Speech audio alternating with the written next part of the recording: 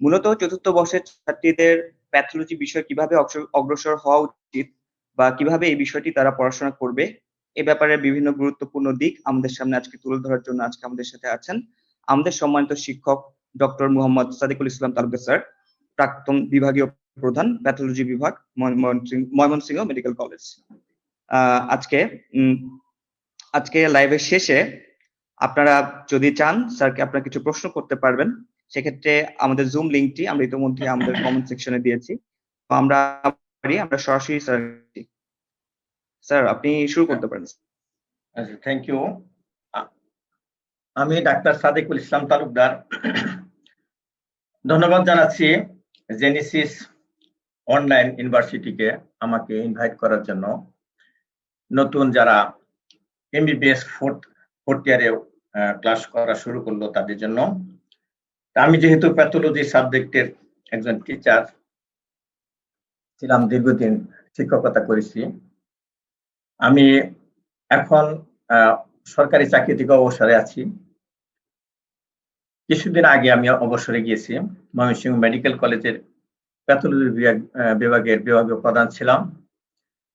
তো অবসরে যাওয়ার পর আবার আমি ময়মনসিংহের কমিউনিটি বেসড মেডিকেল কলেজ হাসপাতালে প্যাথোলজি সেকশনে আমি চিফ কনসালটেন্ট হিসেবে জয়েন করেছি। আমি যেহেতু দীর্ঘদিন শিক্ষকতা করেছি, আমি এখনো ছাত্রদের টাচে থাকতে চাই, এই জন্য আমি অনলাইনে কিছু ক্লাস নিব বলে আশা করছি। আমাকে এই টাইমেই এই জেনেসিস ইউনিভার্সিটি ইনভাইট করাতে আমি বেশ খুশি হয়েছি। এবং আজকে introductory class for pathology subject এ নিয়ে আলোচনা হবে। এটা মূলত কোনো ক্লাস, অরিজিনাল ক্লাস না, এটা ক্লাসের আগের ক্লাস। এরপরে থেকে শুরু হবে আসলে মূলত ক্লাস। আজকে এই ক্লাসে যে এমবিবিএস কোর্সের যে প্যাথোলজি কারিকুলাম, এটা নিয়ে আমি কিছু ডিসকাস করব। ডিসকাশনের শেষে তো যদি সময় থাকে তাহলে আমি আর বর্ণাঢ্য এই শিক্ষকতার জীবনের কথা তোমাদের কাছে তুলে ধরবো। আর তারপরে তোমরা আমি যে টপিক নিয়ে আলোচনা করলাম তার উপর তোমরা প্রশ্নোত্তরের পর্বে যোগদান করতে পারো। আমি পাওয়ার পয়েন্ট প্রেজেন্টেশন করবো তোমাদের সামনে। আমার ক্লাসের টপিক হলো ইন্ট্রোডাকশন টু প্যাথোলজি কোর্স। আমি ডাক্তার সাদিকুল ইসলাম তালুকদার। আমি এমফিল পাস করেছি আইপিজিএমআর থেকে 1995 সনে। আমি এখন সরকারি চাকরি থেকে অবসরে গেছি, আগে বলেছি। আমি সরাসরি চলে যাই আমার ইন্ট্রোডাক্টরি ক্লাসে। Introduction to pathology subject. তোমরা যে কোনো সাবজেক্টটি শুরু করতে গেলে তোমরা আগে থেকে দেখেছো যে কোনো ফিজিক্স, কেমিস্ট্রি, সেই সাবজেক্টটা কি প্রথমে তোমাদের জেনে নিতে হয়। সেরকম এই প্যাথোলজি সাবজেক্টটা কি এটাও তোমাদের জানা উচিত। The pathology means suffering and logos means study. এই প্যাথোলজি কথার অর্থ হলো সাফারিং। তোমরা অনেকেই রোগের কারণে বা কোনো আঘাতপ্রাপ্ত হওয়ার কারণে সাফার করেছো জীবনে, জ্বর হয়েছে, কাশি হয়েছে, এগুলো হলো সাফারিং। সাফারিং এর কি বাংলা কি বলবো, ভোগান্তি। এই ভোগান্তি হয়েছে, এই ভোগান্তির বিদ্যা আর কি। Pathos means suffering and logos means study. Literally, pathology is the study of suffering. Pathology is the bridging discipline between basic science and clinical practice. Basic science এবং clinical practice এর মধ্যে একটা bridging discipline, যেমন anatomy, physiology, biochemistry, gynecology, surgery, এগুলো একটা medical সায়েন্সের discipline. Basic সায়েন্সে তোমরা অ্যানাটমি, ফিজিওলজি, বায়োকেমিস্ট্রি এগুলি পড়েছো। এই basic science, surgery, gynaecology, N T, এই যে ক্লিনিক্যাল সাবজেক্ট, এই দুইটার মাঝখানে যে একটা সেতু বন্ধন তৈরি করে দেয়, যেটা ব্রিজিং ডিসিপ্লিন বলে, সেটা হলো pathology. Pathology deals with the structural and functional changes in the cell, tissue and organ that underlie disease. মানে একটা ডিজিজ হলে শরীরের সেল, টিস্যু বা অর্গানে যে চেঞ্জ হয়, যেটা হয়তো আমরা দেখতে পাচ্ছি না খালি চোখে, বা মাইক্রোস্কোপটা দেখতে হয়, বা খালি চোখেও দেখতে পাই, যে চেঞ্জ গুলা হয় এইগুলি নিয়ে আলোচনা করে একটা ডিজিজ হইলে। Pathology attempt to explain the whys and wherefore of the signs and symptoms manifested by the patients by the use of molecular, microbiologic, immunologic, and morphologic technique. Pathology এমন একটা সাবজেক্ট, বা প্যাথোলজির লোকরা এমন এক ধরনের লোক যারা কোনো একটা ডিজিজ কি দিয়া হইল, কেন হইল, কিভাবে হইল, এই জিনিসগুলা এক্সপ্লেইন করে কিছু কিছু টেকনিক খাটিয়ে, যেমন মাইক্রোবায়োলজিক, molecular technique, immunologic, morphologic technique. যে আমরা যে ল্যাবরেটরিতে পরীক্ষাগুলো করি একটা রোগ হইলে পরে, এইগুলি হইলো আসলে বিভিন্ন ধরনের টেকনিক করে কিন্তু প্যাথোলজিস্ট। তাহলে প্যাথোলজি যে করলো তার প্যাথোলজি বিদ্যা আছে দেখে করছে। তাহলে এই একটা ডিজিজ কেন হয়, কিভাবে হয়, এইটা একটা মূল বিষয় একটা রোগের। একটা রোগ চিকিৎসার ক্ষেত্রে, রোগ ম্যানেজমেন্টের ক্ষেত্রে মূল বিষয় এটা হলো রোগটা কেন হয়, কিভাবে হয়, এটা বলে দেওয়া। তোমরা অনেক ছোট ছোট বাচ্চা দেখেছো যাদের বয়স 3 বছর কি 4 বছর, তারা যখন কথা শিখে, টট্টরি কথা বলা শিখে, এমন তোমাদের ছোট ছোট বাচ্চা তোমাদের কাছে দেখেছো ফ্যামিলিতে বা আত্মীয় স্বজনে। তারা দেখবে তোমাকে পেলেই তারা জিজ্ঞেস করে, যেমন একটা পিঁপড়া পেল, বলবে যে এটা কি, তুমি বলা একটা পিঁপড়া। এই পিঁপড়া থাকে কোথায়, যে থাকে একটা গর্তে থাকে, গর্ত কোথায়, এই ওয়ালে গর্ত। তারপরে ওর আব্বা আম্মা কোথায় থাকে, ওর আব্বা আম্মা কি করে, এইভাবে প্রশ্ন করতে থাকে। তার মানে কি, তার জানার আগ্রহ, পিঁপড়া সম্বন্ধে সে জানবে। এমন যে প্যাথোলজি এমন একটা সাবজেক্ট যে রোগ কেন হয়, তুমি বলা এই কারণে হয়। তো ওইটা কয় প্রকার আছে, এত প্রকার আছে, কোন কোন প্রকারের রোগ করে, কোন প্রকার করে না, এটা শরীরে ঢোকে কিভাবে, ঢোকার পরে কি হয়, তারপরে কি হয়, তারপরে কি হয়, তারপরে কি হয়, জ্বর হয় কেন, এই ব্যথা হয় কেন, হাসি হয় কেন, এই যে সমস্ত কেনর উত্তর দেয় আসলে প্যাথোলজি সাবজেক্ট। কাজে এটা দেখো তোমরা ইম্পর্টেন্ট একটা সাবজেক্ট হলো প্যাথোলজি। কিন্তু তার আগে তোমরা যখন ডাক্তার ছিলে না, তোমরা একটা প্যাথোলজি ল্যাবরেটরির দিকে তাকাইতে, তাহলে মনে করতে যে এখানে শুধু পরীক্ষা নিরীক্ষা হয়। শুধু পরীক্ষা নিরীক্ষা না, যারা এই পরীক্ষা নিরীক্ষা করেন তারা জানেন যে রোগ কিভাবে হয়, কেন হয়। এই যে প্যাথোলজি সাবজেক্ট, এর ব্রাঞ্চ আছে, সব সাবজেক্টেরই ব্রাঞ্চ আছে, যেরকম এরও ব্রাঞ্চ আছে। ট্রেডিশনালি এটাকে দুই ভাগে ভাগ করা হয়, একটা হলো জেনারেল প্যাথোলজি আর একটা হলো সিস্টেমিক প্যাথোলজি। জেনারেল প্যাথোলজি এবং সিস্টেমিক প্যাথোলজি সাধারণত এই দুই ভাগে ভাগ করা হয়। General pathology কি? General pathology is concerned with basic reaction of cells and tissue to abnormal stimuli that underlie all diseases. যে কোনো রোগী হোক, সেখানে কিছু জেনারেল মেকানিজম আছে, বেসিক রিয়াকশন আছে, সেইগুলি হলো জেনারেল প্যাথোলজি। আর সিস্টেমিক প্যাথোলজি হলো systemic pathology or special pathology deals with the specific responses of specialized organ and tissue to more or less well-defined stimuli. Well-defined stimuli দেওয়ার জন্য এক এক organ এক এক ভাবে রিঅ্যাকশন করে, সেটা হলো সিস্টেমিক প্যাথোলজি। এক এক সিস্টেম এক এক ভাবে রিঅ্যাকশন করে, সেটাই হলো সিস্টেমিক প্যাথোলজি। এই প্যাথোলজি সাবজেক্ট তোমরা স্টাডি করবে ফোর্থ ইয়ারে 1 বছর, তোমাদের জন্য অ্যালট করা আছে 1 বছর। এই 1 বছরের এই তোমার পুরা প্যাথোলজি সাবজেক্টটাকে আয়ত্তে আনতে হবে। এই সেই পুরা সাবজেক্টকে আমরা 4 ভাগে ভাগ করছি: general pathology, haematology, systemic pathology, clinical and chemical pathology. যদি আমরা ট্রেডিশনালি জেনারেল প্যাথোলজি এবং সিস্টেমিক প্যাথোলজি বলতেছি, সিস্টেমিক প্যাথোলজি কিন্তু হেমাটোলজি তার একটা অংশ। যেমন ব্লাড বোন ম্যারো থেকে তৈরি হয় একটা সিস্টেম, এটাও systemic pathology. Clinical and chemical pathology, systemic pathology abnormality. কাজে আমরা স্টাডি করার জন্য এই ভার্স সাবজেক্টটাকে 4 ভাগে ভাগ করে নিছি। এবং কোশ্চেনও করা হয় এইরকম 4টা সিস্টেম থেকে, 4টা ভাগ। এই 1 বছরে তোমাদের 2টা টার্ম শেষ করতে হবে। এই টার্ম এন্ডিং পরীক্ষা হবে 6 মাস করে ভাগ করা। ফার্স্ট টার্মে থাকবে জেনারেল প্যাথোলজি আর থাকবে হেমাটোলজি। ফার্স্ট টার্মে থাকবে জেনারেল প্যাথোলজি এবং সিস্টেমিক হেমাটোলজি। আর সেকেন্ড টার্ম থাকবে 6 মাসে, সেখানে থাকবে systemic pathology, clinical and chemical pathology. তো এইগুলি পড়ার জন্য তোমাদের বই কিনতে হবে। বই কিনা একটা প্রথম ক্লাসেরই একটা সমস্যা, কোন বই কিনবো, আমি কোন বই কিনবো, এরকম প্রশ্ন থাকে।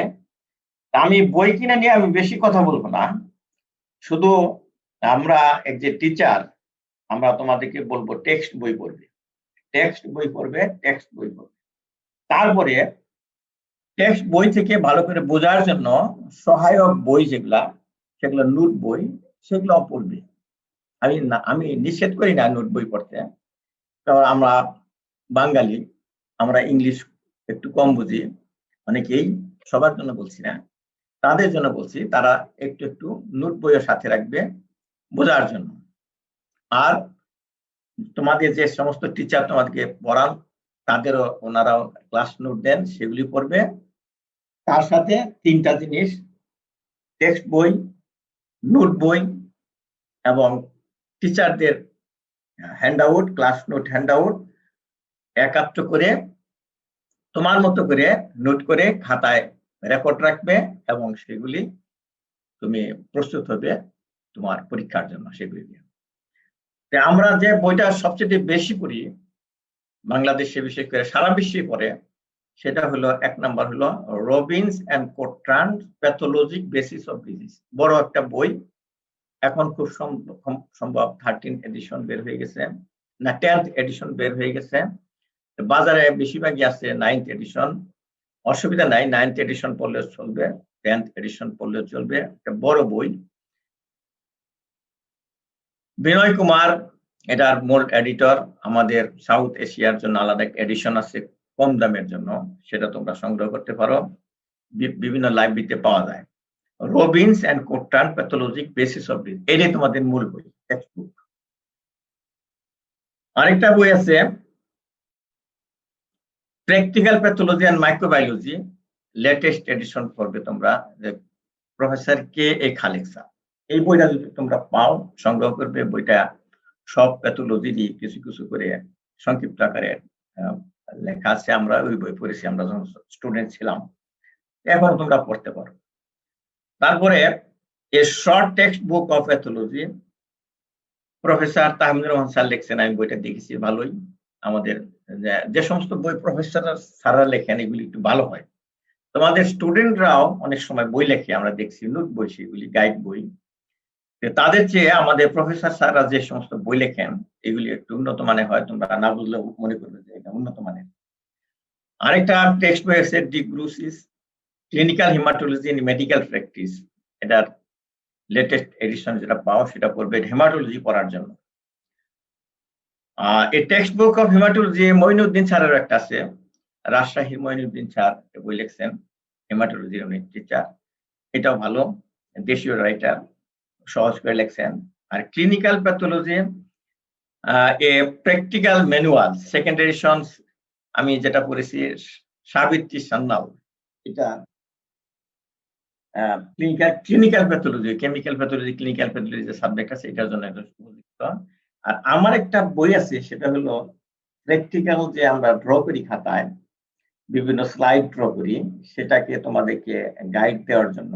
তোমরা অনেক সময় বড় ভাইয়া বা আপুদের খাতা দিকে দিকে ড্র করো, সেগুলিতে দেখে দেখে ড্র করলে ওই মডিফিকেশন হইতে হইতে শেষে আর কিছুই থাকে না। এই জন্য তোমাদের কথা চিন্তা করে আমি একটা বই লিখছি, বই বানিয়েছি, সেটা হলো ড্রয়িং এর বই, বিভিন্ন রকম স্লাইড ড্রয়িং। এটা তোমরা সংগ্রহ করতে পারো আমার সাথে যোগাযোগ করে। আর colour atlas of histopathology slide ভালো করে বোঝার জন্য এটা পড়ো। এছাড়া আমার উপদেশের বাইরেও তোমাদের যে সমস্ত লেকচাররা ক্লাস নেন, তারা তোমাদের বেশি ক্লোজ থাকেন, তাদের কাছ থেকে জিজ্ঞেস করে নিবে কি কি বই পড়তে হবে। আর তোমাদের বড় ভাইয়া এবং বড় আপু যারা 5th ইয়ারে উঠে গেছেন, তারা বই পড়ে উঠে গেছেন, তাদেরও বেশ কিছু বইয়ের নাম জানা আছে যেগুলি আমি বললাম না, যেগুলি উপকার হয় তোমাদের পাস, বিশেষ করে পাস করার ক্ষেত্রে। আমি তোমাদের এমন ভাবে চাপাই দিব না যে তোমরা সেটা ফলো না করতে পারো। কিছু কিছু সহজ সহজ গাইড বই আছে, সেগুলি পড়তে পারো। আমারই এক স্টুডেন্ট এক বই লিখছেন, এনডেভার থেকে ওরা বই ছাপায়, তো ওদের বইও দেখে অনেকে পড়ে। এই সমস্ত বইয়ে টুকটাক ভুল থাকতে পারে, কিন্তু তোমরা যদি ধরতে পারো সেই ভুলগুলা বই পড়া, টেক্সট বুক পড়া, ওখানে তোমরা কারেকশন করে, ছোটখাটো ভুল থাকতে পারে তারা দুনিয়ার, সেগুলো তোমরা পড়তে পারো। আমি বলি না যে এটা পড়া যাবে না, পড়বে, ওগুলি পড়বে। আমি এই বইয়ের নাম লিখলাম কয়েকটা, আর তোমরা নিজেরা তোমাদের বড় ভাইয়া বড় আপুদের কাছ থেকে কিছু বইয়ের নাম লিখে নিবে, যেগুলি তোমাদের উপকার হবে, বিশেষ করে পাস করার ক্ষেত্রে। তাছাড়া আমার সবগুলা চ্যাপ্টারে প্রায় প্যাথোলজির হ্যান্ড আউট আছে, লেকচার হ্যান্ড। আমি 28 বছর শিক্ষকতা করেছি। আমি সবসময় রবিন্স প্যাথোলজি পড়তাম এবং নোট করার সময় রবিন্সের বই দিকে দিকে নোট করতাম। কাজে এই নোটটা পড়লে তোমরা রবিন্সের স্বাদ পাবে, যে হ্যাঁ এই কথাগুলি রবিন্সের বই আছে। তাহলে এগুলি কোথায় পাবে? ফটোকপির দোকানে অনেকেই রাখে, যদি না পাও অসুবিধা নাই, সারা দেশ থেকে পাবে। সেটা হলো আমার ওয়েবসাইটে www.talukdarbiri.com লেকচার নামে একটা আছে, পেজ আছে, সেখানে প্রত্যেকটা চ্যাপ্টারের লিংক দেওয়া আছে। তার আন্ডারে ওই পিডিএফ ফরম্যাটে লেকচারের হ্যান্ডআউট আছে। তাহলে তোমরা টেক্সট বই পড়লা, নোট বই পড়লা, গাইড বই পড়লা, তোমাদের টিচারের হ্যান্ডআউট পড়লা, আমার হ্যান্ডআউট পড়লে, সব মিলিয়ে তুমি তোমার মতো করে একটা নোট করো, দেখবে তোমার নলেজ পারফেক্ট হবে। তো আমি আস্তে আস্তে আমি কারিকুলামে চলে যাচ্ছি। তার আগে একটু কথা বলে নিচ্ছি, আমরা ডাক্তারদের অ্যাটিটিউড কিছু চেঞ্জ করতে হবে। সেজন্য আমি মনে করি তোমাদের সাথে কিছু এই নিয়ে কিছু কথা বলবো। তা আমরা ভূপেন হাজারিকার একটা গান অনেকেই, আমরা আমাদের মতো বয়স যারা, তারা বেশি বেশি শুনেছে, এখনকার ছেলেরা শুনে কিনা আমি জানি না, যে মানুষ মানুষের জন্য, জীবন জীবনের জন্য, একটু সহানুভূতি কি মানুষ পেতে পারে না? এরকম একটা গান আছে। তাহলে আমরা মানুষ, হিউম্যান বিং, তাহলে আমরা মানুষের জন্য, আসলে আমাদের আল্লাহ তাআলা সৃষ্টি করছেন আমাদের মানুষের জন্য। আল্লাহর ইবাদত করার জন্য তো বটেই, কিন্তু মানুষের জন্য আমাদের সৃষ্টি করছে। আর তোমরা লক্ষ্য করে দেখো, প্রত্যেকটা জীবন আরেকটা জীবনের জন্য। এই যে ঘাস একটা জীব, তৃণ একটা জীব, এইটা হরিণ খায়, ছাগল খায়, গরু খায়। এই গরু, হরিণ এগুলো আমরা খাই, বাঘে হরিণ খায়। তাহলে একটা জীব আরেকটা জীবের, বেশি ডিটেল যাওয়ার দরকার নেই, অনেকেই বুঝবে যে প্রতিটা জীব আরেকটা জীবের জন্য উৎসর্গ করা হয়েছে। মানুষ মানুষের জন্য, মানুষ অন্য জীবের জন্য না। মানুষ অন্য জীব লালন পালন করার জন্য, কিন্তু মানুষ মানুষের জন্য। তাহলে আমরা যেহেতু মানুষ, ডাক্তারও মানুষ, আসলে আমরাও মানুষের জন্য। কিন্তু মানুষ হলেও আমরা মানুষের চেয়ে যেন একটু উপরে আছি, সবাই তাই মনে করে, ডাক্তাররা মানুষের চেয়ে একটু উপরে। তো অনেক সময় আমাদের গ্রাম অঞ্চলের রোগীরা বলে থাকে, না বুঝেই বলে যে আগে আল্লাহ পরে আপনি, এরকম ডাক্তারকে বলে। আসলে তারা বুঝায় যে আল্লাহ সবার উপরে, তারপরে আমি আপনার উপর ভরসা পাই, আমার শরীরটা আপনি ঠিক করতে পারবেন, চিকিৎসা করি, এইভাবে বলে আর কি। মানুষের আশা কি, তোমাকে গডের পরে তোমার স্থান দিচ্ছে, তাহলে তুমি কি মানুষের উপর একটু উঠতে চাবে না? তোমার আচার আচরণ হবে মানুষের চেয়ে একটু উন্নত মানের। আর আরেকটা কথা কি, যে তোমার কাছে তুমি যখন ডাক্তার হবে, তখন দেখবে ভালো মানুষ খুব কমে আসতেছে হাজার হাজার রুগী, তারা ভালো মানে মন্দ মানুষ না, মানে রোগাক্রান্ত মানুষ তোমার কাছে আসতেছে। এটা নিয়ে আমার মজার মজার গল্প আছে, আমি ক্লাসে বলি। আজকের ক্লাসটা অত বড় না, সেই গল্প বলতে পারবো না। সুন্দর একটা গল্প আছে, যে আমাকে বলে কি, ডাক্তার মানুষ না। ওইটা নিয়ে আমার একটা গল্প আছে, তোমরা পড়তে পারো, আমার ওয়েবসাইটে দেওয়া আছে। কেন ডাক্তাররা মানুষ না? মানুষ না, এরা মানুষের চেয়ে একটু উপরে, এটা বোঝাচ্ছে। তাহলে তোমরা মেডিকেল স্টুডেন্ট, তোমরা, তোমাদের একটা অবজেক্টিভ আছে। তোমাদের অবজেক্টিভ কি? আসলে to be a good doctor. তোমাদের হতে হবে একটা ভালো ডাক্তার। শুধু ডাক্তার না, তোমাদের একটা ভালো ডাক্তার হবে, এটাই হলো তোমাদের objective. As a medical student শুধু তোমাদেরকে বলতেছি, তোমরা হবে একজন ভালো ডক্টর। তাহলে আমাদের কি, বা তোমাদের যে টিচার আছে তাদের কি রোল কি? এই তুমি যে ভালো ডাক্তার হবে তাদের কি রোলটা আছে? তারা চাকরি করেন, তারা মেডিকেল কলেজের কর্তৃপক্ষের চাকরি করেন, সরকারি বা বেসরকারি। তাদের দায়িত্ব হলো ছাত্রদেরকে পড়ানো, গাইডলাইন দেওয়া, করার জন্য। কিন্তু তাদের কি লাভ? তাদের কোনো লাভ নাই। তারা ডাক্তার আগে হয়েছে, টিচার হয়েছে, তারা টিচারই থাকবে। যেমন এনজাইম একটা সাবস্ট্রেটকে পরিবর্তন করে প্রোডাক্টে নিয়ে যায়, এনজাইমের কিন্তু কোনো পরিবর্তন হয় না। এইরকম আর কি, টিচারদের কোনো পরিবর্তন হবে না। পরিবর্তন হবে তোমাদের, তুমি যে ফার্স্ট ইয়ারে যে ভর্তি হয়েছিলে, যে নলেজ, স্কিল, অ্যাটিটিউড নিয়ে আসছিলে, সেটা কি এখন আছে? পরিবর্তন হয়ে অনেক উপরে উঠে গেছে। এখন তুমি মাঝামাঝি অবস্থায় আছো। এগুলো কে করলো? এটা করলো টিচারই করলো। কিন্তু টিচার কিন্তু টিচারই রয়ে গেছে, সে আর স্টুডেন্ট হয় নাই বা অন্য কিছু হয়ে যায় নাই, সে এনজাইম হতো।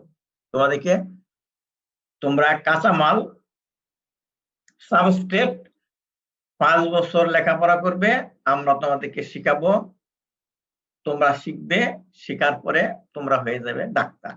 তাহলে ছিলাম মানুষ হবে ডাক্তার। তোমার কি মানুষ হবে? অনেকে বলে না ডাক্তার হইলে হবে না, মানুষ হইতে হবে। এই কথাটা আমি বলি। ডাক্তার তুমি হয়েছো, মানুষ তুমি হয়েছো, তোমাকে এখন ডাক্তার হইতে হবে। তুমি যখন মেডিকেল সায়েন্সে ভর্তি হইছো, তুমি এই সাবজেক্টটা পছন্দ করছো, তোমার বাবা মা এই সাবজেক্ট পছন্দ করছে, কারণ তুমি একজন ভালো মানুষ। আমি বলি, তুমি ভালো মানুষ না হলে ডাক্তারি পড়তে আসতে না। কিন্তু এখন তোমাকে হইতে হবে ভালো ডাক্তার। আর কি, এই একটা জিনিস তোমাদেরকে আমি বেশি বেশি বলি, সেটা হলো, যেহেতু তোমরা স্টুডেন্ট, তোমাদের জানা উচিত যে তোমরা শিক্ষা অর্জন করতেছো, মেডিকেল কলেজে এসে শিক্ষা অর্জন করতেছো। এখন তোমরা আসো কোথায়? এখন কিন্তু মেডিকেল কলেজ না, এই মুহূর্তে তোমরা আসো একটা ভার্চুয়াল ইউনিভার্সিটিতে, জেনেসিস অনলাইন ইউনিভার্সিটি। কলেজও না, ইউনিভার্সিটি। এখানে বিশ্বের সব দেশের, বিভিন্ন দেশের ছাত্ররা এখানে জয়েন করেছে। এটা একটা ইউনিভার্সিটি, একটা ভার্চুয়াল ইউনিভার্সিটি। তাইলে তোমরা ছাত্র, যেমন আমি এখন টিচার তোমাদের, তাহলে তোমরা লার্ন করছো। এই যে লার্ন করছো, জিনিসটা কি আসলে? তুমি যে জ্ঞান নিয়ে তুমি 1 ঘন্টা আগে এখানে বসেছিলি ক্লাস করতে, আমার ধারণা আমি 20 মিনিট বা 25 মিনিট বলছি, তোমার কি আগের সেই জ্ঞানই রয়ে গেছে, না 1-2 লাইন বা কিছু বাড়ছে তোমার ব্রেনের মধ্যে? তুমি পরে হিসাব করে দেখবে, ক্লাসের পরে নিশ্চয়ই কিছু না কিছু জিনিস তোমার মাথায় নতুন ঢুকছে। যেটুকু আগে জানা ছিল সেইটুকু লার্নিং না, সেটুকু লার্ন হয়নি, ওটা আগে হয়ে গেছে। কিন্তু আজকে আমি বলার পরে 20 মিনিট পরে যেটুকু হইলো, সেইটুকু হইলো লার্নিং। সেইটুকু তোমার লার্নিং হয়েছে। আর আমি যেটুকু শিখাইলাম, আমি সেটুকু টিচিং, আমি টিচ করলাম, আমি শিক্ষাদান করলাম, আর তোমরা শিক্ষা গ্রহণ করলে। এই যে লার্নিং, অবিরত তুমি লার্ন করছো। জন্মগ্রহণের পর থেকে তুমি মায়ের কাছ থেকে প্রথম লার্ন করছো, তারপরে বাবার কাছ থেকে, দাদা দাদি, নানা নানি, তারপর টিচার, বিভিন্ন মিডিয়া, টেলিভিশন, ফেসবুক, কত কিছুতে তুমি লার্ন করতেছো। এখনো লার্ন করতেছো, এই মুহূর্তে তুমি লার্ন করতেছো। তাহলে সেই, আমি যদি বলি তুমি 1 মিনিট আগে কি লার্ন করলে, তুমি বলবো, উত্তর দিবা যে আমি লার্নিং এবং টিচিং কি তা আমি বুঝতে পারলাম, আর আমার হয়তো আগে এইভাবে জানা ছিল না। তোমাদের আরেকটা জিনিস জানাই, যেমন এই যে লার্নিং এর 3টা ডোমেইন আছে, নলেজ, স্কিল এবং অ্যাটিটিউড। এটা হয়তো তুমি এইভাবে কোনো সময় শুনো নাই বা শুনতে পারো। তাহলে এইটুকু লাস্ট সেকেন্ডে এইটুকু লার্ন করলে, যে নলেজ, স্কিল এবং অ্যাটিটিউড হলো লার্নিং এর ডোমেইন। এই 3টা জিনিস আমরা লার্ন করি। যেমন নলেজ কি করি আমরা, এই অনেক কিছু মুখস্থ করি, এটা এত প্রকার, এটা অত প্রকার, এটা ডেফিনেশন, এই pathos mean logo, pathos mean suffering, logos mean knowledge, literally pathology, knowledge of suffering. এই যে এটা তুমি শিখলা, এটা হলো নলেজ। আগে তুমি জানতা না এইভাবে, আজকে আমার ক্লাস করার পরে জানলে যদি আগে জেনে থাকো তাহলে তোমার আজকে লার্নিং হলো না, যদি আজকে জেনে থাকো তাহলে তোমার লার্নিং হয়েছে এটুকু, তাহলে এটা তোমার নলেজ বাড়লো। আগে যে নলেজ ছিল এইটুকু তোমার মাথায় ছিল না, এইটুকু মাথায় ঢুকলো, এইটা হলো তোমার এই নলেজ। আর স্কিল কি? স্কিল হলো তুমি নিজে রোগীর পালস দেখতে পারবে, তুমি নিজে স্ট্যাটো দিয়ে তার হার্ট সাউন্ড শুনতে পারবে, প্যাথোলজিতে প্র্যাকটিক্যাল করে তুমি total count of WBC, total count of RBC, differential count, এগুলো তুমি নিজে হাতে করতে পারবে। এইটাই হলো স্কিল। তাহলে এই স্কিল ডেভেলপ করবে। দেখো তোমাদের যার যত স্কিল বেশি হবে সে তত ভালো পারফর্ম করতে পারবে। এরকম যে ভালো স্কিল হবে সে ভালো ডাক্তার হবে, যে যার ভালো নলেজ থাকবে সে সহজে রোগ ধরতে পারবে, এবং যে ভালো স্কিল অর্জন করবে সে সহজে রোগী চিকিৎসা করতে পারবে, ম্যানেজ করতে পারবে। আরেকটা হলো অ্যাটিটিউড। তোমার ওই যে মন মানসিকতা চেঞ্জ হওয়া। তোমরা অনেকে আছো কি, তোমরা যখন মেডিকেলে ভর্তি হয়েছো তোমরা জানতেই না যে আমি কি কেন ভর্তি হইলাম। দাদা দাদি, নানা নানি অথবা মা বাবার স্বপ্ন। আমি জিজ্ঞেস করলে তুমি কেন ডাক্তারি পড়ছো, তো যেটা মায়ের স্বপ্ন, এটা না, ঠিক হয় নাই। মায়ের স্বপ্নের জন্য না, তোমার নিজ থেকেই তোমাকে ভালোবাসতে হবে এই ডাক্তারি জীবন। তাহলে তুমি যদি নিজ থেকে ভালো না বাসো তাহলে তোমার অ্যাটিটিউড ভালো না, নেগেটিভ অ্যাটিটিউড। তোমার যখন দেখা যাবে না আমি ডাক্তারি ভর্তি হয়েছি, আমি ডাক্তার হব, এটাই আমার জন্য উপযুক্ত, আমি খুব ভালো করেছি, তাহলে তোমার পজিটিভ অ্যাটিটিউড। আবার এই যে আমি প্যাথোলজি সাবজেক্ট নিয়ে পোস্ট গ্রাজুয়েট করেছি, এমবিবিএস পাস করার পরে আমি এমফিল ডিগ্রি অর্জন করেছি, তখনকার সর্বোচ্চ ডিগ্রি ছিল আমি যখন করেছি। তাহলে আমি প্যাথোলজি ভালো না বাসলে কিন্তু এটা নিতাম না। তাহলে আমার পড়তে পড়তে এমবিবিএস পড়তে পড়তে এই প্যাথোলজির প্রতি একটা অ্যাটিটিউড, ভালো অ্যাটিটিউড আসছিল। এই অ্যাটিটিউডের চেঞ্জ করা হয়। আমি যখন ক্লাস নেই, আমি ক্লাসের কিছু অংশ সময় ছাত্রদের সাথে পড়ার বাইরেও কথা বলি, যাতে তার মন মানসিকতা উন্নত হয়, ভালো হয়, এবং একটা পজিটিভ অ্যাটিটিউড নেয়। তোমরা অনেকেই বলো যে ভালো হয়ে যা, ভালো হইতে সময় লাগে না। ওরা কি বোঝায় আসলে?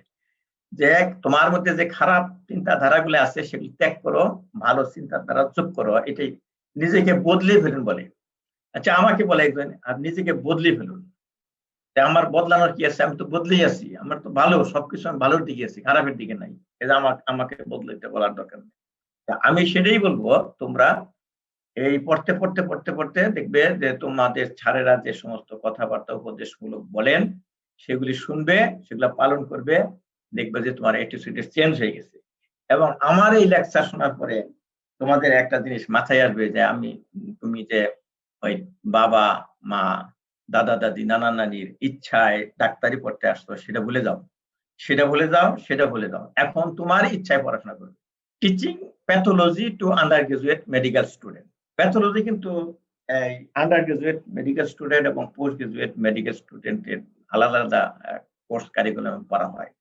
তো তোমাদের জন্য অত ভাস্ট কোর্স না, তোমাদের যেহেতু ফার্মাকোলজি পড়তে হয়, মাইক্রোবায়োলজি পড়তে হয়, তোমাদের এক বছরে এত কিছু মাথায় ঢুকবে না। রবিনসের প্যাথোলজিতে যত কথা আছে এত কিছু মাথায় ঢোকানোর দরকার নাই। কি কি ঢুকাইতে হবে সেগুলি আমাদের ক্লাস করলে তোমরা বুঝতে পারবে যে এই জিনিস আমাকে ঢুকাইতে হবে, এই জিনিস কাজে এই ক্লাসও করতে হবে, বইও পড়তে হবে। অনলাইনে এখন সুবিধা আছে, অনলাইনে অনেক লেকচার পাওয়া যায়, সেগুলো দেখবে।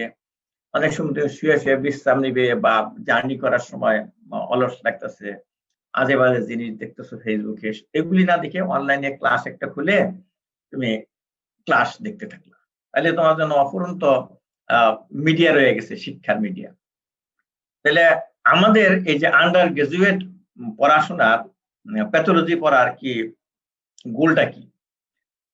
গোল হলো to provide comprehensive knowledge of cause and mechanism of disease. তাহলে একটা কম্প্রিহেন্সিভ নলেজ এবং নলেজ দিতে হবে। কিসের নলেজ? কজ অফ ডিজিজ এবং mechanism of development of disease. এটার একটা কম্প্রিহেন্সিভ নলেজ তোমাদের দিতে হবে এই প্যাথোলজি সাবজেক্ট পড়াই। In order to enable them to achieve complete understanding of the clinical manifestation and natural history of the disease. কেন এটা তার জানতে হবে? সে যদি প্যাথোলজিস্ট নাও হয় তার এটা জানতে হবে এই কারণে তার রোগীর যে এই ক্লিনিক্যাল ম্যানিফেস্টেশন হইলো, কাফ হলো, জ্বর হলো, শ্বাসকষ্ট হলো, এই শরীর চুলকাইলো, শরীর ব্যথা হইলো, এটার ভিতরের আন্ডারলাইন কজটা কি, এটা জানলেই সে বুঝতে পারবে যে এই জন্য তো তার কাশি হচ্ছে। এটা তোমাদেরকে এই নলেজটা তোমাদের দিবে। আর প্যাথোলজি ডিপার্টমেন্টের কিছু অবজেক্টিভ আছে। ডিপার্টমেন্টের অবজেক্টিভ হলো যে এই যে 1 বছর তোমাদের পড়াবে, after completion of pathology course undergraduate medical student will be able to explain basic mechanism of the disease, যেমন etiology, pathogenesis, morphologic changes with emphasis on common diseases prevalent in Bangladesh. বাংলাদেশে যে সমস্ত কমন ডিজিজ আছে সেইগুলি বিশেষ করে কেন হয়, কিভাবে হয়,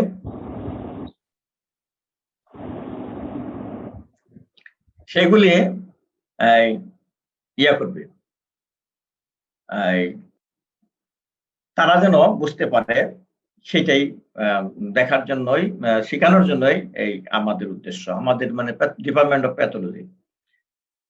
তাহলে will able to correlate between clinical finding and pathological changes. Correlate between clinical findings and pathological changes. The clinical finding, fever, cough, anorexia, pain abdomen is a clinical finding. তার সাথে pathological changes তার সাথে একটা correlate করবে। এই যে তার পেটে ব্যথা হচ্ছে, তাহলে নিশ্চয়ই এর ভিতরে তার পেপটিক আলসার থাকতে পারে। পরে আমরা পড়াবো তোমাদেরকে। এটার সাথে সে কোরিলেট করবে, যখন ডিউডিনাল পয়েন্ট টেন্ডার, তাহলে নিশ্চয়ই ডিউডিনাল আলসার আছে, এটার সাথে প্যাথোলজিক্যাল চেঞ্জ হয়েছে কি কি সে তার কল্পনায় আনবে, এই ঘটনা হচ্ছে তার, এটা সে করতে পারবে যদি আমরা 4th ইয়ার শেষ করি। Able to chalk out simple investigation plan for diagnosis and follow up of the disease. সে আবল তাবল পরীক্ষা করবে না, প্যাথোলজিক্যাল যারা না বুঝে তারা আবল তাবল পরীক্ষা করে। এই ছাত্ররা বুঝবে, যারা ভালোভাবে ক্লাস করবে 1 বছর পরে বুঝবে যে কোন সিমটমের জন্য, কি রোগ ডায়াগনোসিসের জন্য কি কি পরীক্ষা করবে, এটা তারা চক আউট করতে পারবে। কোন সময় আমার ভিডাল টেস্ট করতে হবে, কোন সময় ভিডিআরএল টেস্ট করতে হবে, এটা সে বুঝতে পারবে। কোন সময় টিসিডিসি করতে হবে, কোন সময় টিসিডিসি করতে পারবে না, এটা সে বুঝতে পারবে। আর যে বুঝতে পারবে না সে আবল তাবল সব পরীক্ষা দিবে। Can interpret laboratory result and understand their implication. একটা ল্যাবরেটরি রেজাল্ট দিছে, পরীক্ষার রেজাল্ট, কেউ যদি নিয়ে আসে যে আচ্ছা এটাতে কি বুঝতেছেন এই রেজাল্ট দেখে, তুমি তাকে বুঝাই দিতে পারবে, ইন্টারপ্রেট করতে পারবে যে এটা বোঝাচ্ছে যে তার টাইফয়েড হওয়ার খুবই সম্ভাবনা আছে, এরকম। Can demonstrate knowledge about the use of histopathology, fine needle aspiration cytology, আমরা FNAC বলি commonly, cytological examination, pap smear, frozen section and immunohistochemistry, এইগুলি প্যাথোলজিক্যাল টেস্ট। হিস্টোপ্যাথোলজি শরীরের থেকে রোগাক্রান্ত স্থান থেকে কিছু অংশ কেটে তার টিস্যু লেভেলের মাইক্রোস্কোপিক পরীক্ষা করা হয়, ডিটেলস আমরা পরে বলবো। সেটা হলো histopathology.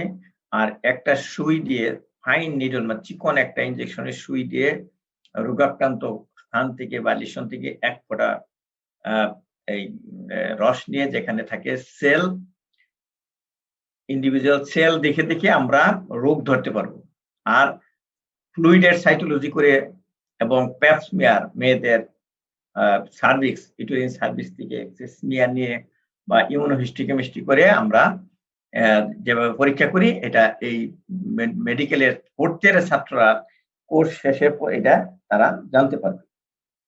Develop attitude for further learning of subject, তাহলে প্যাথোলজি পাস করে সেরাই প্যাথোলজির প্রতি সে অমনোযোগী হবে না, তার আরো ইচ্ছা হবে ভবিষ্যতে আরো প্যাথোলজি পড়ার জন্য, যেটুকু তার বাকি সে কিন্তু এই প্যাথোলজিতে 100-র মধ্যে 100 পাবে না, হয়তো 90 পেলো, 80 পেলো বা 70 পেলো বা 65 পেলো।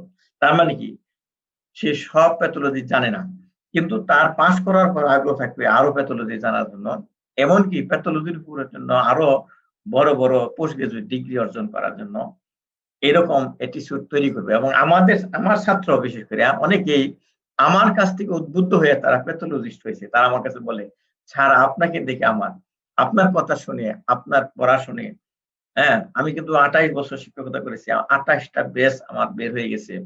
এই স্টুডেন্ট তারা এখন অনেকেই টিচার, অনেকেই আমার এই ময়মনসিংহ মেডিকেল কলেজে আমার স্টুডেন্ট আছে 5টা ডিপার্টমেন্টের হেড। তারা আমার কাছে অনেকেই বলেন, এবং বাইরের মেডিকেল কলেজে তারা প্যাথোলজিতে টিচার হয়েছে। তারা বলছে, স্যার আপনার ক্লাস করে আমি প্যাথোলজির প্রতি আমার ভালো লাগে এবং আমি এই কেরিয়ার করছি প্যাথোলজিতে। এইরকম একটা অ্যাটিটিউড তৈরি করবো আমরা এই 1 বছরের মধ্যে। তারপরে কি হবে?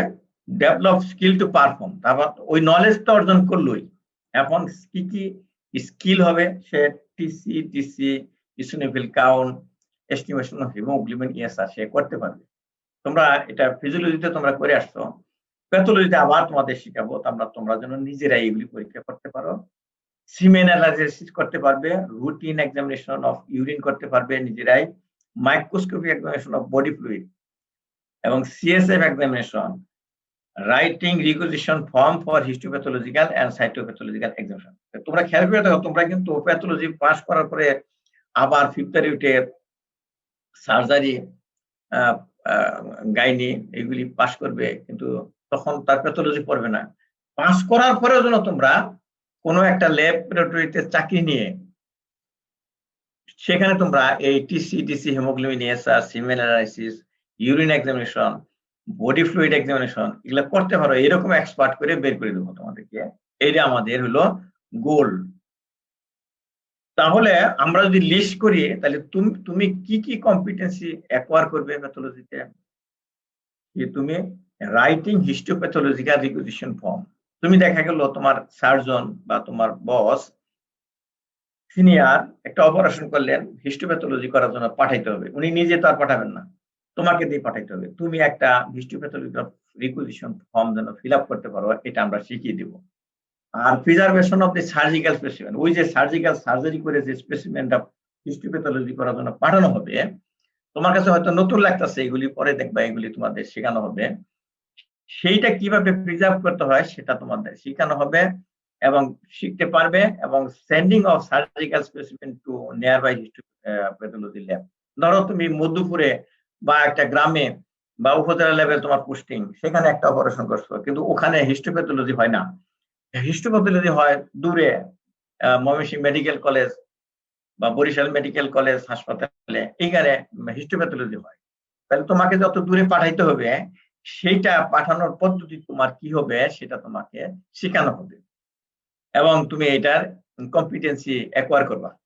Collection of pap smear and collection of FNC sample from supervision. আমার অনেক ছাত্র আছে, তারা মধুপুরে এই জঙ্গলের পোস্টিং, রুরাল হেলথ কমপ্লেক্সে, তাদের আমি শিখিয়ে দিচ্ছি কিভাবে ওই এফএনসি কালেকশন করতে হয়। ওরা পকেটে ওইটা সরঞ্জাম রাখে, পকেটে রাখা যায় এগুলি। তারপরে এফএনসি কালেকশনের কিছুই লাগে না, একটা সিরিজ লাগে আর একটা কফিন জার লাগে, এটা তাদের চেম্বারে রেখে দেয়। তারা কালেকশন করে আমাদের ল্যাবে পাঠায়, মেডিকেল কলেজ হাসপাতালে, আমার প্রাইভেট মেডিকেল কলেজ, প্রাইভেট ল্যাবরেটরিতে পাঠায় তারা। দেখো ওদেরকে আমি শিখিয়ে দিচ্ছি দিকে তারা পাঠাইতে পারছে। আমি মনে করি যে আমরা সব স্টুডেন্টদেরকে কিভাবে প্যাপ স্মিয়ার কালেকশন করতে হয়, যে মেয়েদের সার্ভিক্যাল স্মিয়ার কালেকশন করতে হয়, সেটা গাইনোকোলজি শিখিয়ে দিবে। এবং এফএনসি কালেকশন শিখিয়ে দেওয়া হলে তাহলে তোমরা রুরালে থাকলেও যেখানে কি নাই, বিদ্যুৎ নাই, সেখান থেকে তুমি কালেকশন করে এটা পাঠাইতে পারবে। আর প্রিজার্ভেশন অফ দিস সাইটোপ্যাথোলজিক্যাল স্মিয়ার তৈরি করলাম, কিন্তু সাথে সাথে এক্সামিন করা যাচ্ছে না, 2-3 দিন সময় লাগবে। রোগীর লোককে দিয়ে দিবে, সে পকেটে করে নিয়ে যাবে, কিভাবে নিয়ে যাবে, কিভাবে রাখবে, এটাও তুমি কম্পিটেন্সি ডেভেলপ করবে। Sending of cytopathological smear from any areas to nearby lab, ওইটা আগের মতোই হিস্টোপ্যাথোলজি পাঠাইতে এটা পাঠানো পারবে তুমি।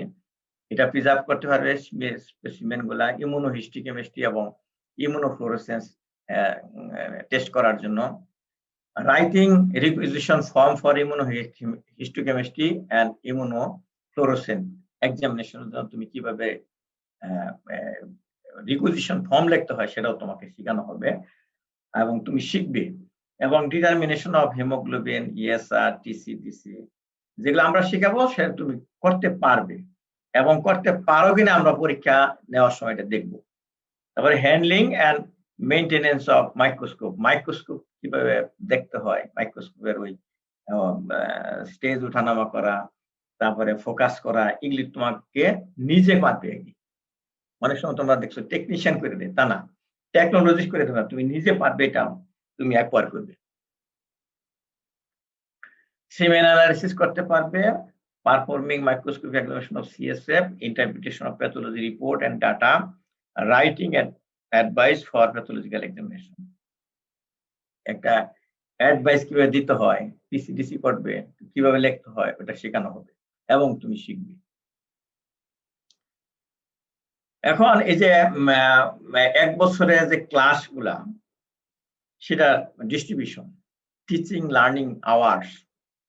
আমরা একটা বলি না যে আওয়ার মানে 1 ঘন্টা, কিন্তু আমরা যখন লেকচার ক্লাস নিই তো আমরা কিন্তু 1 ঘন্টা 60 মিনিটে ক্লাস নিই না। লক্ষ্য করে দেখবে আমরা ক্লাস নিই আসলে 45 মিনিট। ওই 45 মিনিটকে আমাদের টিচিং আওয়ার বলা হয়। তো আমরা এইভাবে লেকচার ক্লাস নিব 100টা, 100 আওয়ার হবে লেকচার, 100 আওয়ার হবে টিউটোরিয়াল, আর প্র্যাকটিক্যাল ক্লাস হবে 28 আওয়ার্স এই প্যাথোলজিতে। তাহলে টোটাল ক্লাস হবে 228টা। 1 বছরই শেষ করে হবে কিন্তু এই ক্লাস। তারপরে কিছু ডেস আছে, যেমন ফরমেটিভ এক্সামিনেশনের জন্য প্রিপারেটরি লিভ দেওয়া হবে। আমরা তখন ক্লাস নিব না, 10 দিন ক্লাস নিব না, তোমরা ইচ্ছা মতে তৈরি হবে 10 দিন। ফরমেটিভ এক্সামিনেশন পরীক্ষার জন্য এক্সাম টাইম থাকবে 15 ডেজ। 10 দিন তোমরা পরীক্ষার আগে পাবে আর 15 দিন পরীক্ষা দেওয়ার জন্য হবে। এই 25 দিন তোমাদের ক্লাস হবে না। আর সামেটিভ এক্সামিনেশন এটা শেষে যেটা হবে 1 বছর পরে, তার জন্য 10 দিন পাবে প্রিপারেটরি লিভ, আর পাবে 20 দিন পাবে পরীক্ষার জন্য। কিন্তু এটা কিন্তু 1 বছরের মধ্যেই কিন্তু জিনিসটা হচ্ছে, এমন যে বছরের শেষে তা না, এই 6 মাসের কোর্সের ভিতরে, 6 মাসের টার্মের ভিতরে। টিচিং লার্নিং মেথডটা কি হবে? লার্জ গ্রুপে হবে, সব ছাত্র একাত্র করে, কোনো কলেজে আছে 150, 200 তারও বেশি ছাত্র, সবগুলো একাত্র করে গ্যালারিতে ক্লাস নেওয়া হবে। আর স্মল গ্রুপে থাকবে ইউজুয়ালি 25-30 জন করে টিউটোরিয়াল নেওয়া হবে। সাধারণত লেকচার ক্লাসগুলা এই পোস্ট গ্রাজুয়েট করা টিচাররা নেন এবং স্মল গ্রুপগুলা নেন সাধারণত আমাদের সিম্পল এমবিবিএস পাস করা বা নিউলি ফার্স্ট পোস্ট গ্রাজুয়েট টিচাররা নেন আর কি টিউটোরিয়াল ক্লাস। সেলফ লার্নিং আছে, আমরা ক্লাস না নিলেও তোমরা নিজেই শিক্ষা নিবে। যেমন তোমাদেরকে আমরা অ্যাসাইনমেন্ট দিয়ে দিই, তোমরা এই চ্যাপ্টারটা পড়া শেষ করবে। এই যে এখন যেমন চলছে, আমাদের লকডাউন চলছে, কোভিড এর সময় আমরা কলেজে যেতে পারি না, তোমাদেরকে আমরা অ্যাসাইনমেন্ট দিতে পারি। আমরা এই যে বলতে পারি যে এই অমুক স্যারের এই ক্লাসটা অনলাইনে আছে, তোমরা ওই ক্লাসটা করো, ক্লাসের পরে পরীক্ষা নিব। এগুলো হলো অ্যাসাইনমেন্ট। আর সেলফ স্টাডি, এটা এখন বেশি গুরুত্বপূর্ণ, নিজেই স্টাডি করবে। তোমরা এক একজন আজকে যারা পার্টিসিপেট করছো এক মেডিকেল কলেজে, তোমাদের মেডিকেল কলেজের ক্লাস করার পরেও তোমরা দেখো আমার ক্লাস করতেছো এই ইউনিভার্সিটিতে, এটা তোমাদের আসলে সেলফ লার্নিং, তোমরা নিজের ইচ্ছায় শিখতেছো। তোমাদের অশেষ ধন্যবাদ যে তোমরা সেলফ লার্নিং করতেছো। এবং এটা আমার সবগুলা চ্যাপ্টারই প্রায় অনলাইনে দেওয়া আছে, রেকর্ড করা আমার ইউটিউবে চ্যানেলে দেওয়া আছে, আমার ওয়েবসাইটে দেওয়া আছে। তোমরা নিজে এখান থেকে দেখে তুমি আগেই ক্লাস শুরু হওয়ার আগেই তুমি অনেক কিছু শিখতে পারো। আমি ছোটকালে কি করছি, আমি যখন ক্লাস 2 থেকে ক্লাস 3 তে উঠছি, ক্লাস শুরু হবে 1 মাস পরে, এই জানুয়ারি শেষের দিকে, ফেব্রুয়ারি, আমি জানুয়ারি মাসে পুরা ক্লাস কমপ্লিট করে ফেলছি, পুরা বই মুখস্থ করে ফেলছি, বাংলা বই সম্পূর্ণ মুখস্থ করে ফেলছি ক্লাস শুরু হওয়ার আগেই।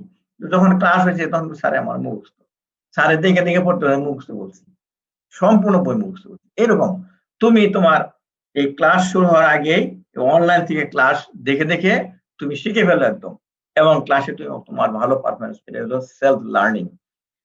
আদার ইন্টিগ্রেটেড টিচিং আরো আছে, যেমন ইউটিউবে তোমার এক একটা টপিক লিখে লিখে, যেটা তোমাকে ক্লাসে বলা হলো না, তুমি সার্চ দাও দেখবে ওর মধ্যে ভিডিও আছে, ওর মধ্যে অ্যানিমেশন আছে, তোমার আরো ভালোভাবে জানা হবে।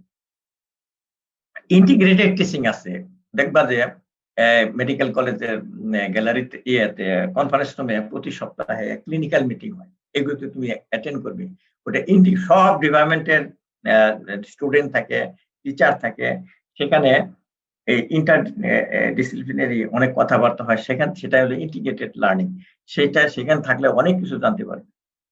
টিচিং এইড, তোমাদেরকে শিক্ষা গ্রহণ করার জন্য আমরা কি কি টিচিং এইড ব্যবহার করব? কম্পিউটার, মাল্টিমিডিয়া ব্যবহার করব, তারপরে এই যে এখন যেমন কম্পিউটার ব্যবহার হচ্ছে, ইন্টারনেট ব্যবহার হচ্ছে, এখন জুম ব্যবহার হচ্ছে, এইগুলি কিন্তু উল্লেখ নাই এখানে, কিন্তু এখন আমরা বাধ্য হয়ে এগুলি ব্যবহার করতেছি অনলাইনে।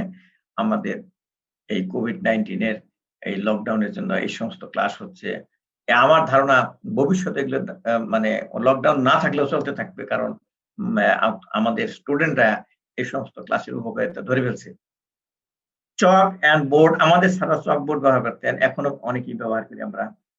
হোয়াইট বোর্ড এবং মার্কার ব্যবহার করি, overhead projector, OSP, slide projector, flip chart, বিভিন্ন রকম চার্ট দিয়ে দেয়া, অনেক স্যাররাই ক্লাস নেয়, চার্ট গুলো থাকে উল্টে উল্টে দেখায় একটা পর একটা। মডেল থাকে, স্পেসিমেনের মডেল, হার্টের মডেল আছে, যেমন হার্ট পেলেনা মডেল দিয়ে করলা, স্পেসিমেন আছে, মিউজিয়ামের স্পেসিমেন, প্রজেক্টর আছে, স্লাইড প্রজেক্টর, স্লাইড দেখানো হয়, স্টাডি গাইড এবং ম্যানুয়াল। এই যে স্টাডি গাইড, এটা বললাম যে গাইড বই বা স্যারদের গাইড অথবা এই যে ম্যানুয়াল, আমার এই যে ক্লাস নিচ্ছি এর একটা হ্যান্ড আউট দিব কিন্তু আমার ইয়েতে ওয়েবসাইটে দিব। তো এরকম অনেকগুলা ক্লাসের হ্যান্ড আউট আছে, এগুলো হলো manual. In course evaluation, item examination, item আছে আগের মতোই, তোমাদের এটা জানো, নতুন কিছু না। কার্ড ফাইনাল থাকবে, রিটেন টার্ম ফাইনাল থাকবে, রিটেন ওরাল এবং প্র্যাকটিক্যাল আগের মতোই। Third professional examination, total mark থাকবে 300, রিটেন থাকবে 100, এর মধ্যে এমসিকিউ 20, এসএকিউ 70 এবং ফরমেটিভ অ্যাসেসমেন্ট মার্ক থাকবে 10। স্ট্রাকচার ওরাল এক্সামিনেশন, এসওই মানে ওরাল এক্সামিনেশন, ভাইবা, সেখানে 100 নাম্বার থাকবে, আর প্র্যাকটিক্যাল থাকবে, ওএসপি থাকবে প্র্যাকটিক্যালের সাথেই 100 নাম্বার, এই 300 নাম্বার। রিলেটেড ইকুইপমেন্ট, কি কি যন্ত্রপাতি তোমাদেরকে দেখানো হবে, তোমরা এগুলি দেখে নিবে। আমরা যদি নাও দেখাই, তোমরা নিজের ইচ্ছায় দেখে নিবে। যদি কোনোটা দেখতে বাকি থাকে, তোমরা অনেক জায়গায় আছে ইকুইপমেন্ট, সব জায়গায় নাই, কিছু কিছু আছে মেডিকেল কলেজ, তোমরা ইন্টারনেট থেকে দেখে নিবে, এই সার্চ দিয়ে যে যন্ত্রটা কেমন, তার ভিডিও দেখবে যন্ত্রটা কিভাবে কাজ করে। Binocular and teaching microscope, microscope with projection, centrifuge machine, colorimeter, spectrophotometer, auto analyser, incubator, balance, water bath, cell counter, autoclave, computer, electrolyte and gas analyser, ELISA reader, haemocytometer, haemometer, Westergren ESR tube, ESR stand, এইগুলি আমাদের ল্যাবরেটরিতে আছে। তোমরা যদি টিচাররা নাও দেখায় বা সময় না পায়, তোমরা দেখে নিবি, অথবা যারা কলেজে যেতে পারছো না, ইন্টারনেট থেকে দেখে নিবি, গুগলে সার্চ দিয়ে নাম দিলেই পাবে। Course content, general pathology, haematology, systemic pathology এবং clinical pathology and chemical pathology. Class performance card আছে, রেকর্ড কার্ড 1 এ থাকবে জেনারেল প্যাথোলজি এবং সিস্টেমিক প্যাথোলজির অর্ধেক, আর কার্ড 2 তে থাকবে সিস্টেমিক পার্টের সেকেন্ড অংশ এবং ক্লিনিক্যাল এন্ড কেমিক্যাল প্যাথোলজি।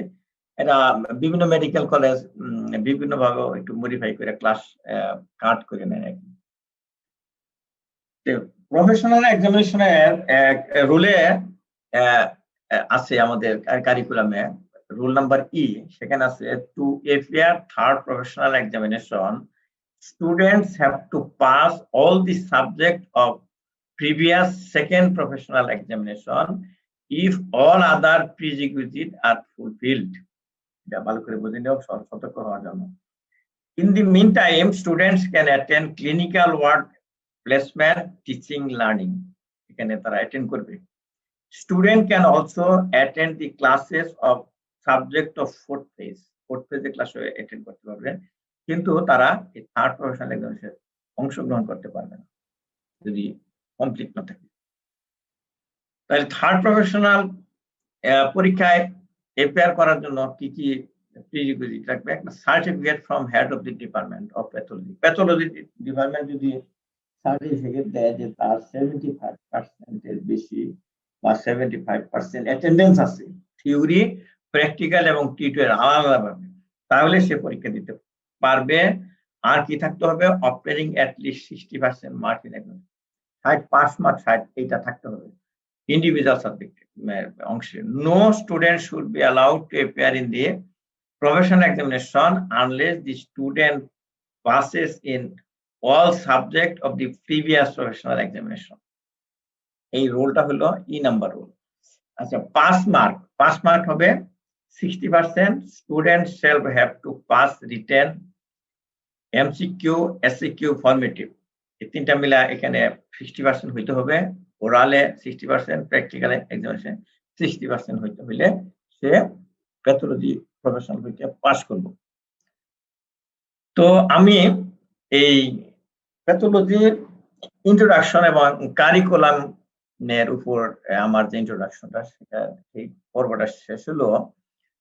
তো আমি শুরু করে দিয়েছি প্রথমেই স্লাইড দেখে।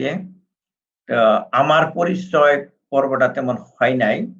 তা আমি, তোমরা যদি চাও যে আমি দীর্ঘদিন শিক্ষকতা করেছি 28 বছর, এবং এই শিক্ষকতা করতে গিয়ে আমার বেশ অভিজ্ঞতা হয়েছে এবং আমার বর্ণাঢ্য জীবন আছে এই শিক্ষকতায়। তোমরা যদি চাও যে সময় আছে, সেটা নিয়ে আমি আলোচনা করতে পারবো। আর আমি চাবো যে আমার যারা কর্তৃপক্ষ আছে এই ইউনিভার্সিটি, তারা কিছু বলুক এই ব্যাপারে।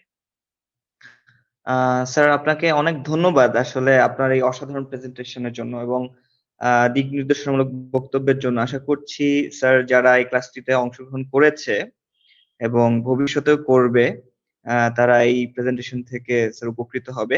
শান্ত স্যার, আমরা লেকচার শেষে প্রশ্ন নেই, যেহেতু আজকে স্যার ইন্ট্রোডাক্টরি ক্লাস, সেহেতু আজকে প্রশ্ন নেই, হয়তো ভবিষ্যতে প্রশ্ন আসবে। তো স্যার, এই পর্যায়ে স্যার আমি একটি বিষয় অবতারণা করতে চাই। স্যার, আমরা অনেকেই জানি যে স্যার আপনি প্যাথোলজি বিষয়টিকে ভালোবাসেন এবং ছাত্রছাত্রীদেরকে এই বিষয়টিকে বোঝাতে ভালোবাসেন সহজভাবে। তো স্যার, সেই চিন্তা থেকে স্যার আমরা অনেকেই জানি যে আপনার একটি ওয়েবসাইট আছে এবং আপনার একটি ইউটিউব চ্যানেল আছে, এবং সেখানে স্যার আপনি নিয়মিত বিভিন্ন রকম প্যাথোলজির ভিডিও আপলোড করে থাকেন। তো স্যার, আমরা আসলে এটা সম্পর্কে জানতে চাই বা আপনার এই চিন্তা সম্পর্কে জানতে চাই এবং আপনার সম্পর্কেও স্যার আমরা জানতে চাই, যাতে এই তথ্য থেকে আমাদের ছাত্রছাত্রী যারা আছে তারা উপকৃত হতে পারে। স্যার প্লিজ এই ব্যাপারে স্যার আমরা জানতে চাই। ধন্যবাদ। আমরা প্রশ্ন উত্তর যদি থাকে আমরা শেষের দিকে বলবো। আমি সংক্ষেপে আমার এই, যেহেতু আমি একটা পর্ব শেষ করেছি সরকারি চাকরি জীবন, আমিও ডাক্তার, তোমরাও ডাক্তার হতে চাচ্ছ, আমি আমার এই ডাক্তারি জীবনের সংক্ষিপ্ত একটা স্কেচ তোমাদের সামনে দিতে চাই। তোমরা একটু ধৈর্য সহকারে বসো। তো তোমরা অলরেডি জেনে ফেলেছ যে আমি ডাক্তার সাদিকুল ইসলাম তালুকদার। আমি MBBS পাস করেছি, MPhil পাস করেছি IPGMR থেকে, এখন যেটা বঙ্গবন্ধু শেখ মুজিব মেডিকেল বিশ্ববিদ্যালয়, সেখান থেকে আমি 1995 সনে MPhil পাস করেছি। MBBS পাস করেছি ময়মনসিংহ মেডিকেল কলেজ থেকে 1985 সনে। আমি দীর্ঘদিন বিভিন্ন মেডিকেল কলেজে চাকরি করেছি। 1992 সনে ময়মনসিংহ মেডিকেল কলেজে ঢুকেছি লেকচারার হিসেবে।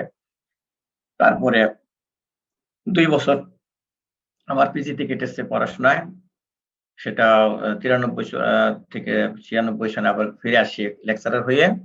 ময়মনসিংহে ছিলাম দীর্ঘদিন। তারপরে 2008 সনে বদলি হয়ে যাই দিনাজপুর মেডিকেল কলেজে, ওখানে 8 বছর ছিলাম। ওখান থেকে আবার 4 বছরের জন্য আমি কিশোরগঞ্জের শহীদ সৈয়দ নজরুল ইসলাম মেডিকেল কলেজে আসি। ওখানে 4 বছর ছিলাম এবং শেষের 6 মাস ময়মনসিংহ মেডিকেল কলেজে চাকরি করেছি। কাজেই ময়মনসিংহ মেডিকেল কলেজে আমার চাকরি করা হয়েছে 15 বছর। ওদের যে আমিও ময়মনসিংহ মেডিকেল কলেজ স্টুডেন্ট, যেহেতু আমি 17 নম্বর ব্যাচের, আমাকে বলা হয় M17। আমি M24 থেকে আমি পড়ানো শুরু করেছি। 24 থেকে 44 পর্যন্ত আমি ছাত্রদেরকে পেয়েছি। তো মাঝখানে একটা ব্যাচ পাইনি, সেটা হলো 27 নম্বর ব্যাচ, তখন আমি পিজিতে ছিলাম। তো আমি এখন চাকরি আমার শেষ, আমার পিআরএল শেষ হয়ে গেছে। এই 15 তারিখে, আমার 15 তারিখে জন্মদিন ছিল। ওইখান থেকে শুরু হয়েছে আমার অবসর জীবন। তার আগে আমি গত 2 মাস যাবত জয়েন করেছি কমিউনিটি বেসড মেডিকেল কলেজ হাসপাতালে প্যাথোলজি, ক্লিনিক্যাল প্যাথোলজি বিভাগের। আমি ওখানকার চিফ কনসালটেন্ট। তো আমাকে এখন ওখানে শিক্ষকতা করতে হয় না। তো আমি চাচ্ছি যে আমি তোমাদের অনলাইনে ক্লাস নিয়ে আমার ধারাবাহিকতা টিকিয়ে রাখবো। আমি নিজেও বিকেলে প্র্যাকটিস করি। আমার ল্যাবরেটরি আছে, তালুকদার প্যাথোলজি ল্যাব নামে ময়মনসিংহে একটা ল্যাব আছে। সেখানে বিকেলে সময় কাটে। আমার বিভিন্ন রকম শখ আছে। শিক্ষকতা, ডাক্তার এটা আমার মূল পেশা। তাছাড়াও আমার বিভিন্ন দিকে আমার শখ আছে। আমি লক্ষ্য করে দেখছি আমার 10 টা দিকে আমার শখ আছে। বিভিন্ন সেই ব্যাপারে আস্তে, আস্তে তোমরা জানতে পারবে যদি আমার ক্লাস ফলো করো তোমরা। তো আমার এই যে কনট্যাক্ট নাম্বার এখানে দেওয়া আছে, তোমরা যারা চাও লিখে রাখতে পারো 01711683046। আমি ফোন কলে বিরক্ত হই না। এটা অনেকে দিতে চায় না, কিন্তু আমি এই ফোন কলে এন্টারটেইন যদি ব্যস্ত থাকি বলে আমি এখন ব্যস্ত আছি, আমি কথা বলতে পারছি না। তো আমার এই ইমেইল আছে sadikul@yahoo.com, একটা ইমেইলই। ফেসবুক আছে sadikul.talukdar, ইউটিউব চ্যানেল আছে সাদিকুল নামে, আর ওয়েবসাইট আছে talukdarbd.com। একটা সারপ্রাইজ দিতে চাই তোমাদেরকে, সেটা হলো যে I have unique name in world. I have unique name in the world with spelling Sadikuel. আমার নামের বানানটা দেখো, SADEQUEL। এইভাবে কেউ সাদিকুল লেখে না। এটা লেখার একটা ইতিহাস আছে। এইভাবে বানান দিয়া আমার জানা মতে পৃথিবীতে আর নাই। তোমরা যদি গুগলে সার্চ দাও, ইউটিউবে সার্চ দাও, ফেসবুকে সার্চ দাও সাদিকুল লিখে, তোমরা শুধু আমাকেই পাবে। তবে আমার এক ছাত্র, তার নাম সাদেক, সে ভুলে এই সাদিকুল লিখতে গিয়ে এই সাজেশন আসছিল, সে সাদিকুল তার ফেসবুকে এসে গেছে, কিন্তু তার ফেস দেখে মনে হচ্ছে না। তাকে বলছি তুমি নাম তোমার বানানটা ভুলে তুমি আমার মতো করে ফেলছো, তুমি এটা কি করবো স্যার, আমি এটা পারতেছি না। সে হয়তো এক্সপার্ট নাও হইতে পারে। তবে আরেকজনের নাম আছে এরকম, সে হলো আমার প্রিয় স্যার। সে আমাকে খুব ভালোবাসতো, স্নেহ করতো। এই স্যার, তিনি তার ছেলের নাম বদলে আমার নাম রেখেছেন ক্লাস 9-এ উঠে। সেই নামটাতে তিনি হুবহু বলছে এই বানানই তিনি দিয়েছেন, কিন্তু তার ফেসবুকে এই বানানটা ফেসবুক করে নেই, সে অন্য নামে ফেসবুক করছে। কাজে এই নাম আর কোথাও পাওয়া যায় না, পেলে আমাকেই পাবে। তা আমার জন্ম 58 সনে, সার্টিফিকেট এজ হলো 61। এগুলি আমি বলে ফেলছি। এমবিবিএস পাস করছি, কখন কোথা দিয়ে বলা হয়েছে। আমি বিভিন্ন সংস্থার সাথে জড়িত আছি, লাইফ মেম্বার হিসেবে সেগুলি লিস্ট দিলাম, বললাম নামে। এখন আমি কি করি? এখন চিফ কনসালটেন্ট বলা হয়েছে। আমার তালুকদার প্যাথোলজি ল্যাবে আমি কনসালটেন্ট। এডিটর আমি জার্নাল এডিট করি। আমার অভিজ্ঞতা আছে 98 থেকে জার্নাল এডিট করি। ময়মনসিংহ মেডিকেল জার্নাল এডিট করতাম। তো এখন বর্তমানে এম আব্দুর রহিম মেডিকেল কলেজের জার্নালের এডিটর, অনলাইনে editor, online Shahid Syed Nazrul Islam medical college জার্নালের এডিটর আমি, executive editor journal of histopathology and cytopathology, আর member of editorial board Mymensingh medical journal. Mymensingh medical journal 2001 সনে পাবমেড ইন্ডেক্স হয়, মানে এটা ইন্টারন্যাশনাল জার্নাল। বাংলাদেশে একটা মেডিকেল কলেজ জার্নাল আছে, ময়মনসিংহ মেডিকেল কলেজ জার্নাল, যেটা হলো পাবমেড ইন্ডেক্স মেডিকেল কলেজ জার্নালের মধ্যে। এবং এই ইন্ডেক্স করার ব্যাপারে আমার বিরাট অবদান আছে, তোমরা অনেকে জানো।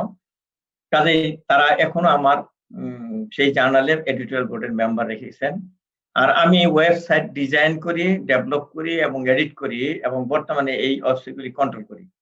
এই শহীদ Syed Nazrul Islam medical college website, এটা হলো আমার নিজে talukdarbd.com।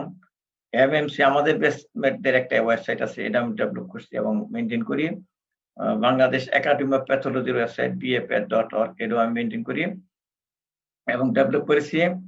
পটুয়াখালী মেডিকেল কলেজের ওয়েবসাইটও আমি ডেভেলপ করেছি এবং আরো কয়েকটা সহায়তা করি। এর আগে যে সমস্ত কাজ করেছি সেটা ছিল প্রিভিয়াস অ্যাক্টিভিটি। তার মধ্যে আছে ময়মনসিংহ মেডিকেল কলেজে লেকচারার ছিলাম 92 থেকে 93, তারপরে আবার 96 থেকে 98 পর্যন্ত ছিলাম। অ্যাসিস্ট্যান্ট প্রফেসর হিসেবে ছিলাম 98 থেকে 2007। অ্যাসিস্ট্যান্ট প্রফেসর দিনাজপুর মেডিকেল কলেজে ছিলাম 8 থেকে 15 সন, এটা 8 বছর। Assistant professor and head pathology. এই দেখো, এই দিনাজপুর মেডিকেল কলেজে যখন আমি জয়েন করি ওই সময় আমার মেয়েও ওখানে চান্স পায়। আমি যেরকম 17 নম্বর ব্যাচ, সেও 17 নম্বর ব্যাচ। ও দিনাজপুরে 17 নম্বর ব্যাচ, ওর নাম ডাক্তার মার্জিয়া ইসলাম দিনা। আমি এটা মজা করি বলি যে আমার মেয়েও 17, আমিও 17 ব্যাচ। আমি ময়মনসিংহে 17, সে হলো দিনাজপুরে 17। তারপরে ওখান থেকে আসি, ওই আবার ময়মনসিংহ ফিরে আসি এই 2019 সনে ডিসেম্বর মাসে, নভেম্বর মাসে আসি। ডিসেম্বর মাসে আমি এখানে অ্যাসোসিয়েট প্রফেসর হই। তো ওখানে আবার কোভিড আসার পরে আমি আর ওটা কন্টিনিউ করতে পারিনি ক্লাসগুলা। কিছুদিন তারা পেয়েছিল, কাজে ওদের সাথে অল্প পরিচয় হয় আমার। আমি এর আগে ওয়েবসাইট তৈরি করছিলাম, এমএমসি ওয়েবসাইট, দিনাজপুর মেডিকেল কলেজের website, Bangladesh society of pathology, এগুলো করছিলাম, এখন ওরা মেনটেন করি না। তারপরে আমার পাবলিকেশন হলো, আমার মেডিকেল বই আছে 3টা। একটা হলো তোমাদের যেটা বললাম কালার ড্রয়িং, আরেকটা আছে টেকনোলজিদের জন্য একটা বই আছে, তারপরে আরেকটা যেটা ছিল এখন নাই, সেটার নাম বললাম না এখন। এবং আমি সাহিত্যের কিছু বই লিখছি 12টার মতো, তার 4টা প্রকাশ পেয়েছে, 4টা প্রিন্ট হয়েছে এবং মার্কেটে আছে, অনলাইনে পাওয়া যায় সেগুলি। দারাজ online.com এ পাওয়া যায়। দারাজের গুলা আমি আমার মাধ্যমে বিক্রি হয় এবং পাবলিশারের মাধ্যমে বিক্রি হয় হলো রকমারি.com এর। আমি এমফিল করার সময় association of helicopter pilot with gastric cancer এটা স্টাডি করেছিলাম। আমারই এটা প্রথম স্টাডি বাংলাদেশে, যে helicopter pilot with gastric cancer হয় বাংলাদেশের পিপলদের মধ্যে। সায়েন্টিফিক আর্টিকেল আমার পাবলিশ হয়েছে 88। আর অর্ডিনারি আর্টিকেলও লিখি তোমাদের বিভিন্ন এই ইয়েতে সুবিধাগুলো বের হয়, আমি লিখি। প্রেজেন্টেশন করছি 33 এবং বিভিন্ন দেশে আমি পার্টিসিপেট করছি। বাংলাদেশে 33টা, বিদেশে 4টা, ইন্ডিয়া, নেপাল, পাকিস্তানে। আমার বইয়ের প্রথম বইয়ের প্রচ্ছদ স্মৃতির পাতা থেকে, এটা প্রকাশ পায় 2019 সনে। তারপরে প্রকাশ পায় বর্ণিল অতীত।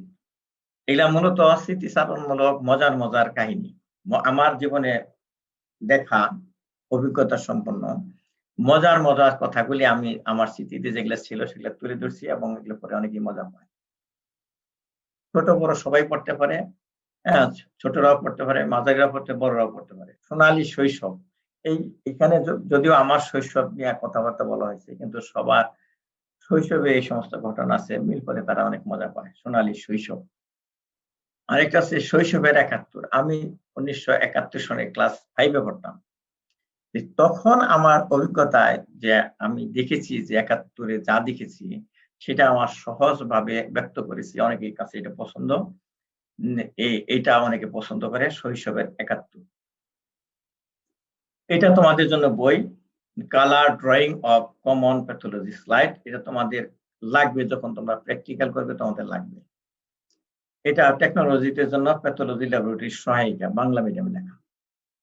আমি সফটওয়্যার ডেভেলপ করতে পারি সেলফ লার্নেড। আমি নিজে নিজেই শিক্ষা অর্জন করছি বিভিন্ন বই পড়ে এবং ইন্টারনেট ঘেটে ঘেটে। আমি সফটওয়্যার একজন ডেভেলপার, ল্যাবরেটরি রিপোর্ট ম্যানেজার, 92টা ল্যাবে এটা চলে।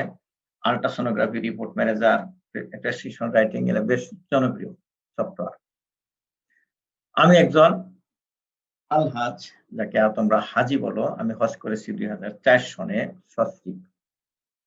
তোমাদেরকে আমার স্মৃতিময় দিনগুলির কথা কয়েকটা ছবি দেখাবো। এটা তোমাদের মতো বয়সী, দেখো খেয়াল করে। সেকেন্ড ইয়ার ফাইনাল হয়ে, সেকেন্ড ইয়ারের কার্ড কমপ্লিশন হয়ে গেল, সব এত কঠিন লাগতো সেকেন্ড ইয়ারে পড়া গেলে, অ্যানাটমি, ফিজিওলজি।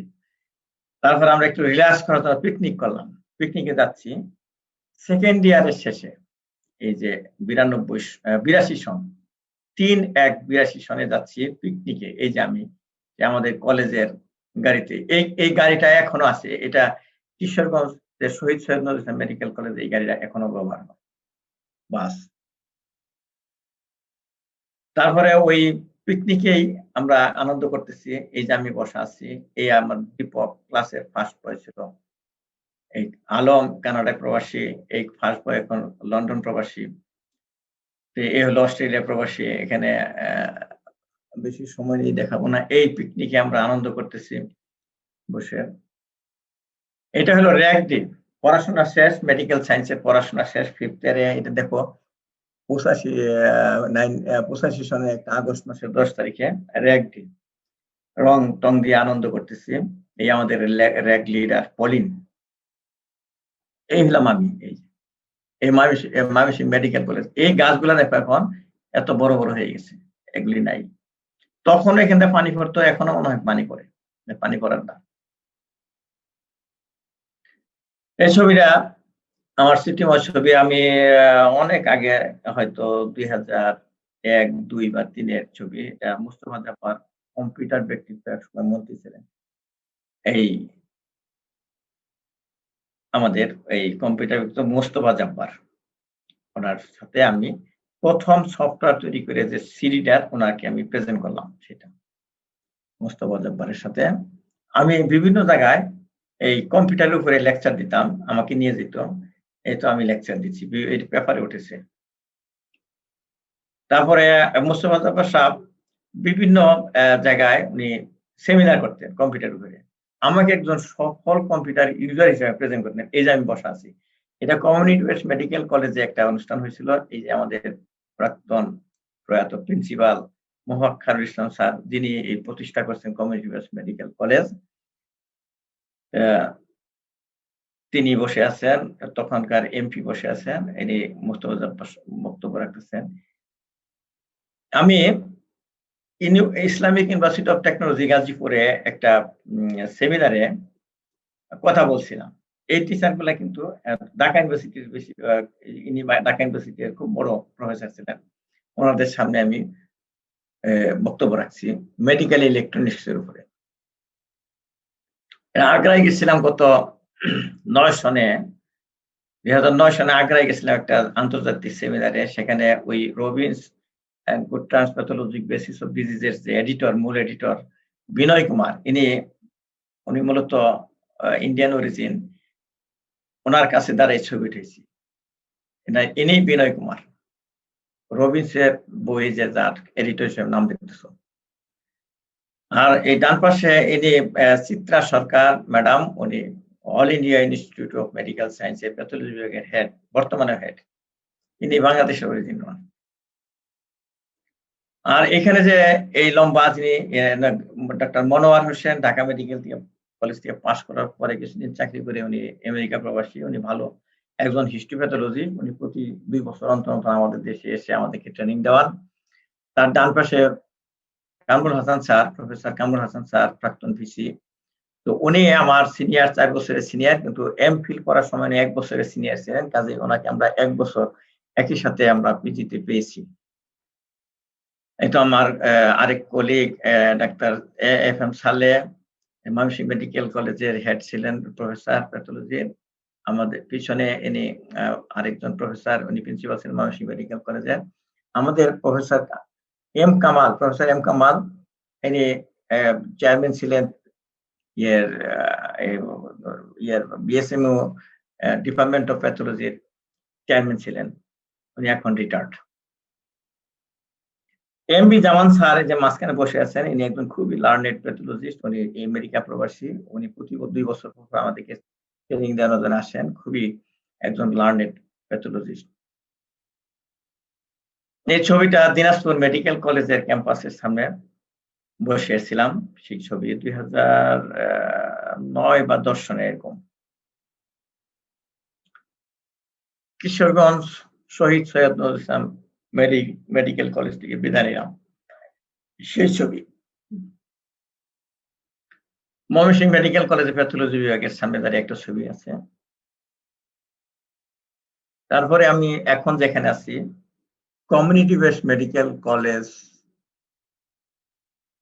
বাংলাদেশ, তার গেটে দাঁড়িয়ে গেছি। এখানে দেখো এই যে গাছপালা আছে, এই গাছপালার পিছনে, এটা তো মেইন গেট, এই বিরাট এক ইনস্টিটিউট, 760 শয্যা বিশিষ্ট হাসপাতাল আছে এই মেডিকেল কলেজের সাথে। দেখা যাচ্ছে না, কিন্তু এর পিছনে গেলে দেখা যায়। এখনো এই কোভিড এর সময় মানে ফিল আপ হয়ে গেছে হাসপাতাল, এবং প্রচুর রোগীর আনাগোনা এখানে। ভবিষ্যৎ, এখন তো আমি আছি সিবিএমসিতে, আমার ভবিষ্যৎ কি আল্লাহ জানেন। তবে আমি চাচ্ছি যে আমাকে আল্লাহ সুস্থ রাখুন, আমি যেন টিচিং লার্নিং এর সাথে অনলাইনে হলেও আমি চালিয়ে নিতে পারি। আমি চাচ্ছি, আমি প্যাথোলজি সাবজেক্ট ভালোবাসি, প্যাথোলজি স্টুডেন্টদেরকে ভালোবাসি, তাদের সাথে থাকতে চাই। Thank you. আমার পরিস্থিতি এই পর্যন্ত শেষ। আমি তোমাদেরকে দেখাতে চাচ্ছি যে আমার ওয়েবসাইটটা দেখাতে চাচ্ছি। এখানে talukdarbidi.com এ ক্লিক করলাম। আমি যেহেতু অনলাইনে আছি, talukdarbidi.com এ চলে যাচ্ছি। তোমাদেরকে একটু দেখানোর উদ্দেশ্য হলো যে এটা আমার নিজের তৈরি ওয়েবসাইট। নিজের যা কিছু আছে অনেক কিছু এখানে দেখানোর চেষ্টা করেছি। তোমাদের জন্য যেটা দরকার হবে সেটা হলো আমার লেকচার। আমি হয়তো মাঝে মাঝে তোমাদের লেকচার নিব, তোমরা হয়তো ক্লাসে সেটা হয়তো ওইভাবে ফলো হবে না, কিন্তু তোমরা যদি চাও যে আমার আগের লেকচার দেওয়া যেগুলি আছে জেনারেল প্যাথোলজি সবগুলি দেওয়া আছে, তোমরা সেগুলি দেখতে পারো। এই যে বাটন গুলো আছে, অ্যাবাউট মি, এটা ক্লিক করলে আমার সম্বন্ধে জানতে পারবে। তারপরে আমার লেখালেখি, আমি একজন সাহিত্যিক, আমি লেখালেখি করি। তারপরে এই যে লেকচার, এটা তোমার দরকার, এখান থেকে তোমাদের লেকচার পাবে। আমার পাবলিকেশন লিস্ট আছে, আমার সফটওয়্যার, তালুকদার প্যাথোলজি ল্যাব, সহজ স্বাস্থ্য কথা, এটা পাবলিকের জন্য, স্বাস্থ্য কথা সহজভাবে বলি। তারপরে ছবি, বিভিন্ন রকম বাটন আছে এখানে। এটা আমার এই যে দেখো, এখানে আমার স্লাইড শো হয়, এখানে বিভিন্ন রকম সুন্দর সুন্দর স্লাইড দেওয়া আছে, দেখতে পারো। আর এই ছবিটা দিয়ে রাখছে আমার একজন ছাত্র, হ্যাঁ, রিনাউন্ড ছাত্র, সারা বিশ্বে যার নাম হয়ে গেল। আমাদের ময়মনসিংহ মেডিকেল কলেজের M28 ব্যাচের ছাত্র ছিল, এখন সে ভুটানের প্রধানমন্ত্রী, আমার প্রিয় ছাত্র। কাজে আমি গর্ব করি তাকে নিয়ে। তার নিচে একজন দেখা যাচ্ছে যে আমি ছবি তুলছি, ইনি তখন মন্ত্রী ছিলেন, প্রতিমন্ত্রী স্বাস্থ্য বিভাগে। তখন ওনার মন্ত্রীর চেম্বারে গিয়েছিলাম, ডাক্তার মুরাদ হাসান তখন ছিলেন, এখন তো তথ্য প্রতিমন্ত্রী। আমার ছাত্র 30 নাম্বার ব্যাচে, আমি 17 নম্বর ব্যাচ, ইনি হলেন 30 নাম্বার ব্যাচ। আমি যে পুরস্কার নিচ্ছি এটা হলো আমি সাহিত্যে বিশেষ অবদানের জন্য আমি ওই নিচ্ছি, ওই ভাসানী পদক নিচ্ছি একজন মন্ত্রীর কাছ থেকে। তারপরে এই যে প্রধান বিচারপতি, প্রাক্তন প্রধান বিচারপতির কাছ থেকে নিচ্ছি আমি পুরস্কার নিচ্ছি, দোলন সভা পুরস্কার। এটা আমার সাহিত্য বই ওই বর্ণিল অতীত লেখার জন্য। আরেকজন ছাত্রের, আমার প্রিয় ছাত্রের মুখ দেখতে পাচ্ছ, এরা তোমার সবাই তার নাম জানো, 41 নম্বর ব্যাচ M17, আমার ছাত্র, গর্বের বিষয়। সে অব্র, হ্যাঁ, অব্র কিবোর্ড আবিষ্কার করছে, মেহেদী হাসান খান, অব্র। আরো ছাত্র আছে, তোমরা অনেকে পাবলিকে যাদের নাম জানে। এই যে এই ভুটানের পররাষ্ট্রমন্ত্রী টান্ডি দর্জি, 24 নম্বর ব্যাচের ছাত্র, পররাষ্ট্রমন্ত্রী, ইন্ডিয়ান হাই কমিশনার ওই দেশের, সেও আমার ছাত্র, 24 নম্বর ব্যাচে। আর স্বাস্থ্য সচিব, সেও আমার ছাত্র, এই ভুটানের। তা আমি প্র্যাকটিস করি তালুকদার প্যাথোলজি ল্যাবে, সেই আমার ভিজিটিং কার্ড ছিল আগে, এখন পরিবর্তন করতে হবে রিটার্ড লিখে। তারপরে দেখো এই আছে এদিকে লেটেস্ট যে সমস্ত পোস্ট গুলো দিয়েছি তার শো করতেছে, এখানে ক্লিক করলেই respiratory system part 1, respiratory system part 2, এখানে আসলে এমবেড করা আছে ওই এগুলি লেকচার গুলি, যেগুলি রেকর্ডেড ইউটিউবে আছে। এখানে এখানে শো করলে এইটা প্লে হবে এখানে, অথচ এটা আছে এমবেড ইউটিউবে। এই যে এখানে আমি বর্ণিলতির বিভিন্ন বইয়ের ছবি দিয়ে রাখছি, এই যে এইগুলি যারা কিনতে চাও অনলাইন থেকে, আমার সব আছে daraz.com, অ্যামাজন সেলার, সেখান থেকে তোমরা কিনতে পারো। ধরো আমি একটা এক্সাম্পল দিই, স্মৃতির পাতা থেকে ক্লিক করলাম, এটা চলে যাবে দারাজে। ওখানে লিঙ্ক দিয়ে রাখছি ছবিতে, যাতে দারাজ খুঁজতে না হয়। দেখো এই যে বইয়ের ছবি আছে, বিভিন্ন বইয়ের, যে যার বই পছন্দ করবে তার ক্লিক করে ধরো সোনালী শৈশব কিনবে, বাস। এটা তোমরা তোমাদের ছাত্রদের জন্য আমি মনে করবো যে সবাই আমার স্মৃতির পাতা থেকে কিনবে। এটাতে আমার ডাক্তারি জীবনে অনেক স্মৃতি, সুন্দর সুন্দর স্মৃতি লেখা আছে। স্মৃতির পাতা থেকে ক্লিক করলাম, এখান থেকে অনলাইনে যেভাবে বই কিনে, এটা এইভাবে তোমরা জানো। এখানে ওই বিভিন্ন অপশন আছে, নগদ দিয়ে কেনা যায়, কার্ড দিয়ে কেনা যায়, এরকম।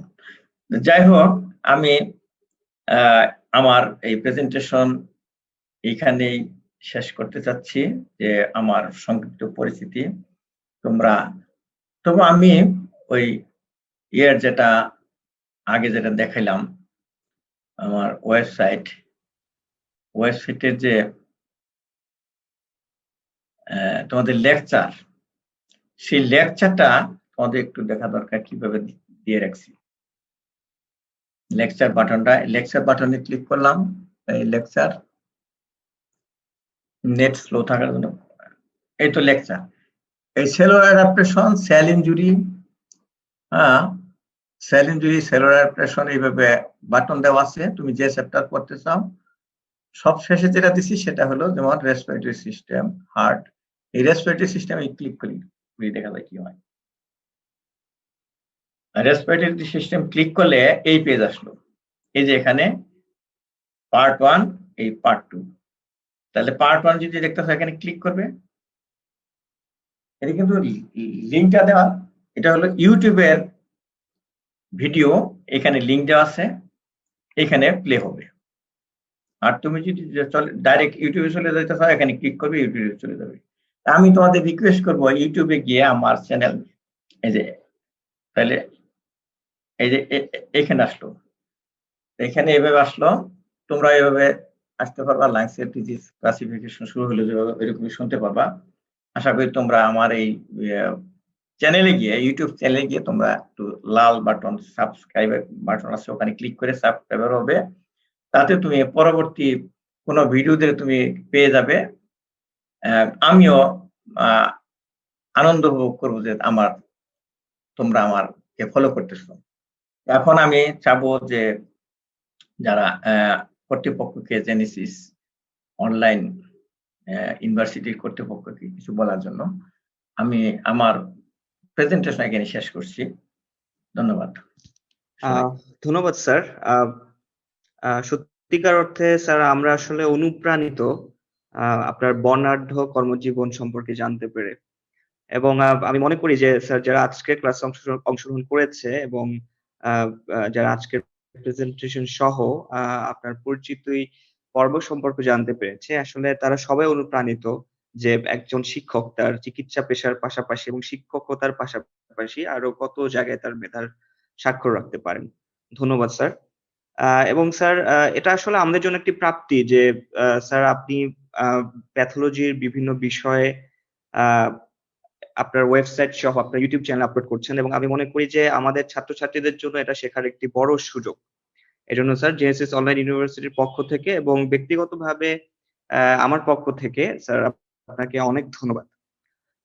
স্যার আসলে এই পর্যায়ে আমাদের কাছে একজন একটা প্রশ্ন করেছিলেন স্যার, সেটা হচ্ছে একটি প্রশ্ন এসেছে স্যার। তিনি জানতে চেয়েছেন স্যার প্যাথোলজির সাথে ফরেনসিক প্যাথোলজির এটার কতটুকু সংযুক্ত, বা এই সম্পর্কে একটু উনি জানতে চান। একটা স্টুডেন্ট সম্ভবত উনি। হ্যাঁ, উনি একটা ব্যাপারটা জানতে চেয়েছেন। মানে ফরেনসিক মেডিসিনে ফরেনসিক প্যাথোলজি একটা অংশ আছে, সেখানে ওই প্যাথোলজিক্যাল স্পেসিমেন গুলা এক্সামিন করা হয়। ধরো যে হার্ট, লাং, এই স্পেসিমেন গুলা ওই ডেড বডি থেকে আলাদা করা হয়, কিছু অংশ বা সম্পূর্ণ অংশ প্যাথোলজিক্যাল ইনভেস্টিগেশন করার জন্য পাঠায়। তা আমরা ওটাকে অটোপসি স্পেসিমেন বলি, বায়োপসি না বলে বলি তখন অটোপসি স্পেসিমেন। তাহলে এই প্যাথোলজিটা হলো ফরেনসিক প্যাথোলজি, এবং ফরেনসিক মেডিসিনে ওনারা এটাকে ফরেনসিক প্যাথোলজি নামে ডাকেন, আর আমরা এখানে বলি অটোপসি। তবে ফরেনসিক মেডিসিনে তোমরা যখন ক্লাস করবে আমার মনে হয় একটু ক্লিয়ার হয়ে নেবে ফরেনসিক প্যাথোলজিটা কি। আমি ঠিক অত ডিটেলস বলতে পারবো না ফরেনসিক প্যাথোলজি। জি স্যার, ধন্যবাদ স্যার আপনাকে। স্যার সত্যিকার অর্থে স্যার আমি জেনেসিস অনলাইন ইউনিভার্সিটির পক্ষ থেকে স্যার আপনাকে ধন্যবাদ জানতে চাই যে এই রমজানের মধ্যেও সারাদিন রোজা রাখার পরেও এত কষ্ট করে আমাদের জন্য আসলে সময় বের করার জন্য, এবং স্যার জেনেসিস অনলাইন ইউনিভার্সিটির পক্ষ থেকে স্যার আমরা আপনাকে আন্তরিক ধন্যবাদ জানতে চাই আমাদেরকে সময় দেওয়ার জন্য। স্যার আমাদের কাছে আপাতত আর প্রশ্ন নেই, হয়তো বা সামনে আমাদের কাছে আরো প্রশ্ন আসবে। এবং স্যার এই পর্যায়ে স্যার আমি আসলে আপনাকে একটি অনুরোধ জানতে চাই যে আসলে জেনেসিস অনলাইন ইউনিভার্সিটির ছাত্রছাত্রীরা আসলে আমাদের ক্লাসগুলোতে অংশগ্রহণ করে, এবং স্যার ভবিষ্যতেও স্যার আমরা যাতে আপনার ক্লাস পাই এই ব্যাপারে স্যার আসলে আমরা আসলে আপনাকে অনুরোধ করতে চাই। এবং তার আগে জি স্যার, স্যার এবং জি জি তার আগে আমি যারা ক্লাসে অংশগ্রহণ করলো এইমাত্র তাদেরকে আমি ধন্যবাদ দিই, তারা আমার এই ক্লাসে সাড়া দেওয়ার জন্য, এবং তারা যারা ধৈর্য সহকারে শুনলে তাদের সবাইকে ধন্যবাদ, এবং যারা আয়োজন করছে তাদেরকে ধন্যবাদ জানাই। তবে আমি তোমরা যদি রিকোয়েস্ট করো যে আমার ক্লাসে উপকার হবে, তাহলে আমি মাঝে মাঝে বিশেষ করে শুক্রবারে আমি এই সন্ধ্যার সময় এই টাইমে ক্লাস নিতে পারবো, একদিন আগে জানালেই হবে আর কি। এবং আমার ক্লাসটা হবে এরকম, জেনারেল প্যাথোলজি দিয়ে শুরু হবে, প্রথম চ্যাপ্টার থেকে শুরু হবে, যেভাবে আমরা কলেজে ক্লাস নিতাম ওইভাবেই আর কি। আমি প্রতি সপ্তাহে একটা করে ক্লাস নিতে পারবো বলে আমি আশা করি, তোমরা যদি চাও। তো আমার জি স্যার, ক্লাসটা খুব আকর্ষণীয় নাও হইতে পারে, আমার কথা বলার ভঙ্গি খুব না স্মার্ট না, স্লোলি বলি, এটা অনেকের ছাত্রের কাছে এটা ভালো লাগে যে স্যার আস্তে আস্তে বলে, স্লোলি বলে, আমরা ধরতে পারি। এটা একটা গুণও বলতে পারো, দোষও বলতে পারো। জি তোমরা স্যার, যদি বলো যে আমি ক্লাস নিব ইনশাল্লাহ। জি স্যার, আপনাকে আন্তরিক ধন্যবাদ স্যার আপনার সদয় সম্মতির জন্য, এবং আসলে এটি আসলে স্যার আমাদের জন্য একটি সৌভাগ্যের ব্যাপার যে আমরা আপনার ক্লাস পাবো, এবং এ ব্যাপারে অবশ্যই আমরা ইনশাল্লাহ পদক্ষেপ নিব যাতে আমরা আপনার ক্লাসগুলোকে সুন্দরভাবে অ্যারেঞ্জ করতে পারি এবং ছাত্রছাত্রীরা তা থেকে উপকৃত হতে পারে। স্যার আমার কাছে মনে হয় যে আমরা আজকের আজকের ক্লাসের একেবারে শেষ পর্যায়ে চলে এসেছি, এবং স্যার এই একদম শেষ পর্যায়ে এসে স্যার আপনার কাছে আমরা একটু একদম ছোট্ট করে একটু সমাপ্তি বক্তব্যে আশা করছি স্যার। সমাপ্তি বক্তব্য কিছু না, আমি যেহেতু তোমরা ডাক্তার হতে যাচ্ছ, আমি ডাক্তার হয়েছি, আমি ডাক্তার হয়ে কিন্তু কোনো সময় হতাশায় ভুগি নাই। বিভিন্ন জনে বিভিন্ন রকম কথা বলবে তোমাদেরকে যে এটা কি করলে, আমি বলবো যে না, তোমাদের অ্যাটিটিউড থাকবে ভালো, তুমি ভালো ডাক্তার হবে, মানুষের সেবা করবে, তোমার নিজেরও উপকার হবে। তুমি ভালো ডাক্তার হলে তোমার নিজেরও শরীরের যত্ন নিতে পারবে, তোমার আত্মীয় স্বজনের যত্ন নিতে পারবে, আত্মীয় স্বজনের চিকিৎসা দিতে পারবে, গরিবদেরকে ফ্রি চিকিৎসা দিতে পারবে। আর যদি ইচ্ছা থাকে তুমি ভালো জীবন যাপন করবে, ডাক্তারি পাশ করে তা করতে পারবে। তো আমি আমার জীবন সাকসেসফুল, আমি আশা করব তোমাদের জীবনও সাকসেসফুল হবে। তোমরা কোনো সময় এটাকে নেগেটিভ দৃষ্টিতে দেখবে না। আজকাল বিভিন্ন মিডিয়াতে ডাক্তারদিকে নিয়ে অনেক রকম কটূক্তি করে, সেগুলোর দিকে কান দিবে না। তুমি নিজে ঠিক থাকলে সব ঠিক আছে। এবং আমি চাবো আরেকটা জিনিস, যে তোমাদেরকে এই দেশে জন্মগ্রহণ করেছো, বাংলাদেশে জন্মগ্রহণ করেছো, এই দেশ তোমার। তুমি যেরকম মায়াকে যেভাবে ভালোবাসো, এই দেশকে তুমি সেইভাবে ভালোবাসবে। যা কিছু করবে এই দেশের জন্য করবে। এই দেশের আলো বাতাস খেয়ে তুমি মানুষ হয়েছ, এই দেশের আলো বাতাস খেয়ে তুমি ডাক্তার হবে, এই দেশের টিচারদের শিক্ষা গ্রহণ করে তুমি ডাক্তার হবে। তুমি এই দেশের মানুষকে তুমি চিকিৎসা করবে। আমি কি বলতে চাইলাম আমি পরিষ্কার বলার দরকার নাই, কিন্তু আমার ধারণা তোমরা বুঝে ফেলছো। তুমি এই দেশের মানুষদেরকে, এই দেশের পিপলদেরকে তুমি চিকিৎসা করবে, এই দেশের মানুষের তুমি শরীরের মনের যে কষ্ট সেগুলো দূর করার জন্য তুমি দায়িত্ব নেবে, তুমি এদেরকে ছেড়ে চলে যাবে না কোথাও। এটা আমার শেষ কথা। যেমন আমি যাই নাই, তোমরাও যাবে না। আমি কাউকে এনকারেজও করি না, যদিও আমি অনেককে রিকমেন্ড করেছি, কিন্তু এটা আমার দায়িত্ব তাই করেছি। কিন্তু আমার মনে চায় নাই তারা চলে যায়, এই দেশ ছেড়ে চলে যায়। তোমরা এই দেশেই থাকবে, কষ্ট হোক, তারপরে এই দেশেই থাকবে। ধন্যবাদ। ধন্যবাদ স্যার আপনার এই চমৎকার দিক নির্দেশনামূলক সমাপ্তি বক্তব্যের জন্য। আজকে আমরা ইন্ট্রোডাকশন টু প্যাথোলজি এই ক্লাসের অনলাইন যে সেশন, এটার একেবারে শেষ পর্যায়ে চলে এসেছি এবং আশা করছি যে আমাদের এই ক্লাসটি রেকর্ডেড থাকবে এবং আশা করছি যে যারা এই ক্লাসটিতে অংশগ্রহণ করতে পারেনি লাইভ সেশনে এবং ভবিষ্যতে যারা অংশগ্রহণ করবে, এটি তাদের জন্য খুবই উপকারী একটি সেশন হবে। তো আজকে আমরা এখানেই আসলে আজকে আমাদের সেশনটি শেষ করছি। সবাইকে ধন্যবাদ এবং আমাদের জেনেসিস অনলাইন ইউনিভার্সিটির পক্ষ থেকে ডক্টর সাদিকুল ইসলাম তালুকদার স্যারকে আমাদের পক্ষ থেকে আন্তরিক ধন্যবাদ এবং সবাইকে ধন্যবাদ জানিয়ে আজকে আমাদের এই অনলাইন সেশনটি এখানেই শেষ করছি। ধন্যবাদ। আসসালামু আলাইকুম। ওয়ালাইকুম সবাই আসসালাম। সুস্থ থাকবেন, নিরাপদ থাকবেন।